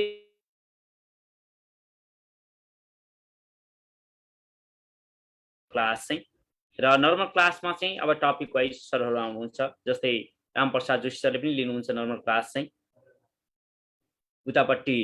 त्यसपछि चाहिँ हाम्रो तुल खड्का सरले पनि लिनुहुन्छ अनि हरिचन्द्र जोशी सरले पनि लिनुहुन्छ उहाँहरुले चाहिँ। अनि त्यसपछि क्लासहरु लिने हो। 3-4 जना रिसोर्स पर्सन हुनुहुन्छ हाम्रो चाहिँ नर्मल क्लास लिने पनि र बुस्टअप क्लास लिनको लागि चाहिँ विशेष गरी हाम्रो रामप्रसाद जोशी लगायत 2-3 जना सर अरु पनि आउनुहुन्छ। यदि तपाईहरुलाई अरु सरको पनि चाहियो भन्ने खण्डमा चाहिँ 1-2 जना सरको पछि एक्स्ट्रा क्लास पनि राख्दिन्छौं। तपाईहरु यदि जेटको लागि तयारीमा एक्जामको लागि तयारीमा हुनुहुन्छ भने अब तपाईहरुले नर्मल क्लास चाहिँ अब कति नर्मल क्लास पढिराख्नु भनेको के हो कसरी पढ्ने तरिकाले भएन। एकचोटी त तपाईहरुले पढिसक्नु भएको छ भने चाहिँ अब कसरी लेख्ने त कस्तो टाइपको क्वेशन आउँछ र कसरी त्यो क्वेशनलाई चाहिँ डिल गर्ने भन्ने कुरा चाहिँ तपाईहरुले सिक्नु जरुरी हुन्छ। त्यसको लागि चाहिँ अब तपाईहरुले सर्वप्रथम त पहिला त लेख्ने प्र्याक्टिस गर्नु पर्यो, लेख्नु पर्यो। अघि सरले भनिसक्नु भएको छ संविधान घोकेर पानी बनाउनु पर्यो, आर्थिकमा अपडेट हुनु पर्यो, कन्टेन्टमा रहेर लेख्नु पर्यो। गफ लेखेर त पास हुँदैन। हेर्नुस् तपाईहरु सबैलाई थाहा छँदैछ। र कन्टेन्ट लेख्नको लागि चाहिँ तपाईहरुले पढ्नु पर्यो, मेहनत गर्नु पर्यो, लेख्नु पर्यो, लेख्दै पढ्दै गर्नु पर्यो। यति गरिसकेपछि त्यति गाह्रो अवस्था छैन। त्यसैगरी हामीले अब थर्ड पेपरको क्लासहरु चाहिँ अब केही समयपछि हामीले सुरु गर्छौं 3-4 दिनपछि। त्यसको लागि फेरि हाम्रो सेडेप नेपाल लोकसेवा तयारी कक्षा भन्ने फेसबुक पेजमा नोटिसहरु राखिदिएका हुन्छौं। त्यो नोटिस हेरेर चाहिँ तपाईहरुले थर्ड पेपर पनि क्लासहरु स्टार्ट गर्न सक्नुहुन्छ। थर्ड पेपरमा हामी कहाँ सुरु हुने अनलाइन क्लासमा चाहिँ राजस्व, प्रशासन, लेखा, न्याय र परराष्ट्र सेवा यी सबै सेवाका चाहिँ हामी कहाँ क्लासहरु स्टार्ट हुन्छन्। त्यसको लागि चाहिँ हामीले फेसबुक पेजमा नोटिस राखिदिएका हुन्छौं। त्यो नोटिस हेर्नुपर्ने हुन्छ तपाईहरुले। र इक्जामको सन्दर्भमा चाहिँ तपाईहरुको हामी कहाँ हरेक हप्ताको शनिबार चाहिँ दिउँसो 1 बजे द्वितीय पत्रको इक्जाम लिइरहेछौँ। त्यसै गरी अब भोलि शुक्रबार हुने इक्जाम चाहिँ तृतीय पत्रको रहनेछ। यो तपाईहरुलाई मैले जानकारी गराएँ। तृतीय पत्रमा प्रशासन, न्याय, राजस्व, परराष्ट्र सेवा सबैको इक्जाम हुनेछ। त्यसको लागि चाहिँ हाम्रो फेसबुक पेज सेडेम नेपाल लोकसेवा तयारी कक्षा भन्ने फेसबुक पेज हेर्नु होला। भोलि बिहानसम्म तपाईहरुलाई त्यहाँ नोटिस राखिदिएको हुन्छ, इक्जामको शेड्युल राखिदिएको हुन्छ। त्यो शेड्युल अनुसार तपाईहरुले चाहिँ इक्जामहरु दिन सक्नुहुन्छ। र हामी कहाँ जुन बुस्टअप क्लास यो जोइन गर्दै हुनुहुन्छ, जुन पत्रको तपाईहरुले क्लास एटेम्ड हुन्छ त्यो क्लासको चाहिँ फी चाहिँ लाग्दैन तपाईहरुलाई। विदाउट फी चाहिँ तपाईहरुले इक्जामहरु एटेम्ड गर्न पाउनुहुन्छ। यो तपाईहरुलाई जानकारी नै होला यी कुराहरु चाहिँ। र यति जानकारी गराउँदै म तपाईहरुलाई अब यो भर्ना प्रक्रियाको बारेमा चाहिँ हाम्रो सेडेम नेपाल लोकसेवा तयारी कक्षा भन्ने फेसबुक पेजमा पनि दिएका छौँ। र अर्को सजिलो चाहिँ तपाईहरुलाई के गरिदिएका छौँ भने ई-सेवाबाट पनि तपाईहरुले पेमेन्ट गर्न सक्नुहुन्छ। ई-सेवामा पेमेन्ट गर्नको लागि चाहिँ माथि टपमा सर्च भन्ने अप्सन हुन्छ। त्यो सर्चमा गएर चाहिँ CEDP NEPL सेडेप हान्ने बित्तिकै सेडेप नेपाल पुतली सडक भन्ने आउँछ। यसमा चाहिँ तपाईहरुको नम्बर हुँदैन। यो चाहिँ हाम्रो अफिसियली भएको कारणले गर्दाखेरिमा चाहिँ यसमा चाहिँ तपाईहरुले सेडेप हान्नुभयो भने माथि टपमा सेडेप नेपाल पुतली सडक भनेर आउँछ। त्यसैमा पेमेन्ट गर्न सक्नुहुन्छ। अथवा हाम्रो वेबसाइट www.sedepnepal.com.np मा लगइन गरेर त्यसबाट पनि तपाईहरुले पेमेन्ट गर्न सक्नुहुन्छ। र पढ्नको लागि चाहिँ तपाईहरुले चाहिँ यति कुरा चाहिँ ढुक्क के हुनुहोस् भने हाम्रो रिसोर्स पर्सन रामप्रसाद जोशी सरले तपाईहरुलाई पास हुने तरिकाले पढाउनुहुन्छ। हामी कहाँ सेडेपमा जोइन गरेको एकदमै बर्बादै भइहाल्यो भन्ने अवस्था चाहिँ सिर्जना हुँदैन। त्यसको लागि चाहिँ सरको त एउटा महत्त्वपूर्ण भूमिका रहने नै भइहाल्यो। त्यो भन्दा पनि ठूलो भूमिका चाहिँ फेरि तपाईहरुको हुन्छ। तपाईहरु सरले पढाइदिने, तपाईहरुले नपढ्ने, घरमा अभ्यास नगर्ने, त्यो तरिकाले गर्नुभयो भने चाहिँ यसरी पार लाग्दैन। हेर्नुस्, सरले तपाईहरुलाई एउटा बाटो देखाउने हो, यसरी लेख, यसरी पढ्नुपर्छ भनेर सिकाउने हो, कोर्स कन्टेन्टको बारेमा बुझाइदिने हो। त्यो बुझेको कन्टेन्ट चाहिँ तपाईहरुले लेख्दै पढ्दै गर्नु पर्यो। हामी कहाँ हुने साप्ताहिक नमुना परीक्षाहरु दिनु पर्यो। सरले अनि हामीले कपी चेक गरेर दिएको त्यो कपी चाहिँ तपाईहरुले चाहिँ फिडब्याक हेर्नु पर्यो। यी सबै कुराहरुमा तपाईहरु आफै नै अपडेट हुनुभयो भने तपाईहरुले यसपालि यो तपाईहरुको जुन जेठमा हुने इक्जाम छ, त्यसपछि लगत्तै असारमा हुने इक्जाम छ, यो दुईटा इक्जाम मध्ये कुनै न कुनै एउटा इक्जाममा पास भएर दशैंमा बाआमाको हातबाट टीका लगाउनु भन्दा अगाडि नियुक्ति पत्र लिएर त्यसपछि टीका लगाउन जाने। बाआमा पनि खुसी, तपाईहरु पनि दशैंमा रमाउन पाउनुहुन्छ। यो अवस्था सिर्जना हुनको लागि मेहनत गर्नु पर्यो। मेहनत लगनशील नभइकन चाहिँ पार लाग्दैन। हेर्नुस्, मेहनत चाहिँ तपाईहरुले गर्नु पर्यो। त्यो वातावरण हामीले सिर्जना गरिदिन्छौँ। मेहनत तपाईहरुको हो। यति कुरामा तपाईहरुलाई जानकारी गराए। र भोलि चाहिँ क्लास हाम्रो ठीक 6 बजे स्टार्ट हुन्छ। 6 बजे जोइन गर्नु होला। भर्ना प्रक्रिया पनि म तपाईहरुलाई भनिसकेको छु। र भोलि एक दिनको लागि चाहिँ तपाईहरुले अब कसैले यदि भर्ना गर्न छुटाउनु भयो भने क्लास एटेम्ड गर्न पाउनुहुन्छ। पर्सिबाट चाहिँ अनिवार्य रूपमा भर्ना गरेर मात्र क्लास जोइन गर्नुपर्ने हुन्छ। भर्ना नगर्नेलाई चाहिँ हामीले यसमा जोइन गराउँदैनौँ। लिङ्कबाट स्टार्ट गर्ने हो। त्यसैले गर्दा भर्ना गरेर मात्र हुँदैन। भर्ना गरिसकेपछि तपाईहरुले अनलाइन रेजिस्ट्रेसन पनि गरिदिनु पर्ने हुन्छ। अब अनलाइन रेजिस्ट्रेसन गर्नको लागि मैले अघि तपाईलाई वेबसाइट भनि नै सके। हाम्रो फेसबुक पेजमा पनि राखिदिएका छौँ। www.sedepnepal.com.np मा लगइन गर्नुभयो भने त्यहाँ रेजिस्ट्रेसन भन्ने अप्सन आउँछ। रेजिस्ट्रेसनमा क्लिक गर्नुभयो भने तपाईहरुको सम्पूर्ण डिटेल त्यहाँबाट भरेर सबमिट भइसकेपछि तपाईलाई एउटा मेल आउँछ। त्यसमा चाहिँ thank you so much for registration भनेर आउँछ। त्यति भइसके ढुक्क के हुनु पर्यो भने तपाईले अनलाइन रेजिस्ट्रेसन गरेको कम्प्लिट भएको छ, अब तपाईहरुलाई इमेल आउँछ भनेर चाहिँ ढुक्क हुनु पर्यो। त्यो हुनको लागि चाहिँ तपाईलाई एउटा मेल आएको हुन्छ। थ्यांक यू सो मच, तपाईले रेजिस्ट्रेसन गरिसकेपछि thank you so much for registration भनेर है। धेरै कुरा जानकारी गराइन किनभने सरले पनि तपाईलाई धेरै कुरा भनिसक्नु भएको छ। कसरी पढ्ने, के पढ्ने सबै कुरा भनिसक्नु भएको छ। र अब पढ्ने पालो तपाईहरुको हो, पढ्ने मेहनत गर्ने तपाईहरुको हो। अब सरले तपाईलाई एउटा गुरुको भूमिका निर्वाह गर्नुहुन्छ। त्यही अनुसार तपाईहरुले अघि बढ्नु पर्यो है त। हस्, थ्यांक यू। हस्, thank you all of you. के तपाईहरुको सोध्नु पर्ने छ, केही जिज्ञासा छ भने च्याटमा मेसेज गर्न सक्नुहुन्छ।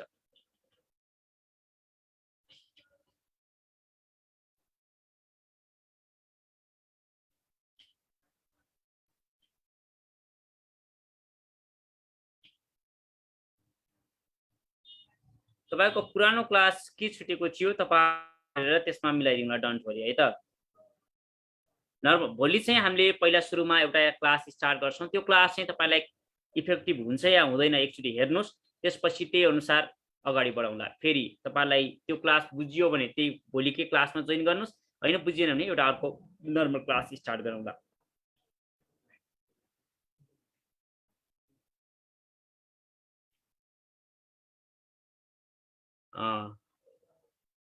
सेकेन्ड र थर्ड पेपरको फी भन्नुभएको छ। सेकेन्ड पेपरको चाहिँ 5500 फी हो है, र थर्ड पेपरको चाहिँ तपाईहरुको हामीले नोटिस राख्छौं, त्यसको लागि चाहिँ हामी तपाईलाई थप पछि जानकारी गराउँछौं।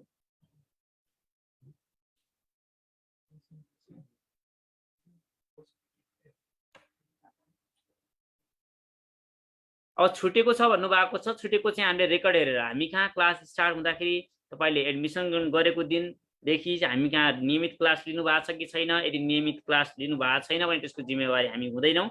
यदि नियमित क्लास लिएर तपाईको छुटेको छ भने त्यसको लागि हामी हेर्छौं, डोन्ट वरी। के गर्न मिल्छ सल्लाह गरेर गरौँला। र भौतिक कक्षा चाहिँ हामी कहाँ बेलुकामा 6 बजेबाट स्टार्ट, 5:30 बजेबाट स्टार्ट हुँदैछ। स्मार्ट क्लास भनेर हामीले सुरु गरेका छौं। त्यो स्मार्ट क्लास चाहिँ बेलुका चाहिँ हामी कहाँ 5:30 बजे भइराखेको छ है। त्यसको फी चाहिँ 7000 हो। हामी कहाँ पढ्नु भएको ओल्ड स्टुडेन्टलाई चाहिँ 6000 फी छ। त्यसमा चाहिँ 300 क्वेसन चाहिँ प्र्याक्टिस गराउने हो, क्लासमै प्र्याक्टिस गराउने हो, क्लासमै चेक गर्ने हो। त्यो क्लास चाहिँ इभिनिङको चाहिँ स्मार्ट क्लास चाहिँ।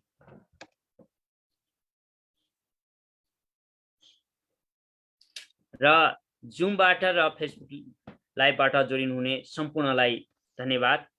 तपाईहरुको महत्त्वपूर्ण समय र हाम्रो रामप्रसाद जोशी सरको महत्त्वपूर्ण अमूल्य समयको लागि सरलाई र तपाईहरु सबै सम्पूर्णलाई धन्यवाद। र तपाईहरुले पनि यदि अनलाइन क्लास जोइन गर्न चाहनुहुन्छ अथवा फिजिकल क्लास जोइन गर्न चाहनुहुन्छ भने चाहिँ हाम्रो सिडेम नेपाल लोकसेवा तयारी कक्षा भन्ने फेसबुक पेजमा गएर चाहिँ हेर्न सक्नुहुन्छ। अनलाइन पेमेन्ट गर्नलाई अनलाइन क्लास कुन भइरहेछ त्यसको बारेमा पनि जानकारी गराउँछौं।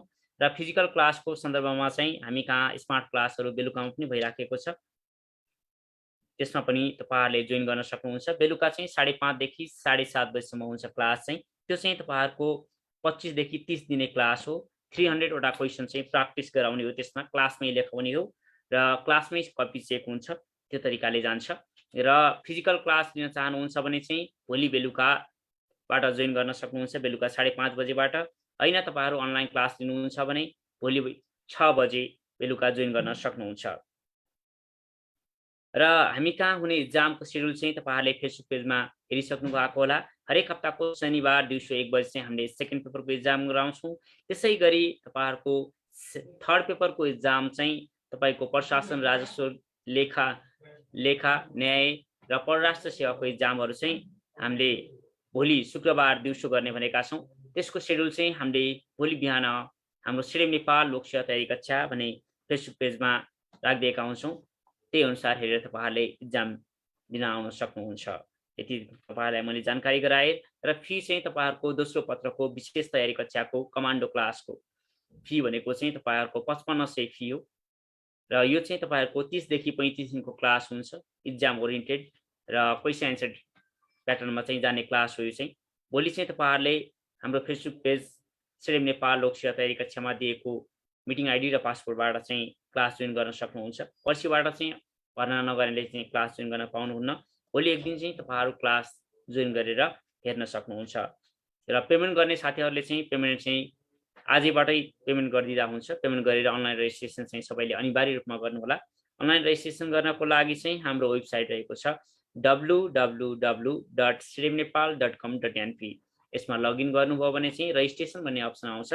त्यो रेजिस्ट्रेसनमा क्लिक गर्नुभयो भने चाहिँ तपाईहरुको सम्पूर्ण डिटेल त्यसमा फिलअप गरेर चाहिँ त्यसमा भाउचर पनि माग्छ। तपाईले पेमेन्ट गरेको भाउचर पनि राखिसकेपछि सबमिट गरिदिनु होला। सबमिट गरिसकेपछि तपाईलाई एउटा सबमिट भइसकेपछि चाहिँ तपाईलाई एउटा मेल आउँछ। त्यो मेल भनेको चाहिँ thank you so much for registration भनेर आउने हो। त्यो आइसकेपछि तपाईहरुलाई हामीले एउटा लिंक पठाउँछौं। त्यही अनुसार तपाईहरुले क्लास जोइन गर्न सक्नुहुन्छ। र अब चाहिँ तपाईहरुको यदि जेठको लागि हो भने चाहिँ विशेष कमान्डो कक्षा नै तपाईहरुले जोइन गर्नुपर्ने हुन्छ। अरु नर्मल क्लास जोइन गर्दाखेरि तपाईहरुलाई समय पनि पुग्दैन। र त्यसको लागि चाहिँ अब क्लास कमान्डो क्लास के हो त, कसरी पढाउनुहुन्छ त भन्ने कुराको लागि चाहिँ भोलि एक दिनको लागि चाहिँ तपाईँहरूले हेर्न सक्नुहुन्छ। यदि तपाईँलाई भोलिको क्लास इफेक्टिभ लाग्यो भने तपाईँहरूले त्यसमा जोइन गर्न सक्नुहुन्छ। होइन यो त मेरो पढाइ पुगेकै रहेनछ, अब मैले नर्मल क्लास जोइन गर्नुपर्छ भन्ने जस्तो लाग्यो भने चाहिँ नर्मल क्लासको लागि चाहिँ फेरि अर्को एउटा नोटिस निकाल्छौँ हाम्रो सिडिएम नेपाल लोकसेवा तयारी कक्षामा, त्यसमा हेर्न सक्नुहुन्छ।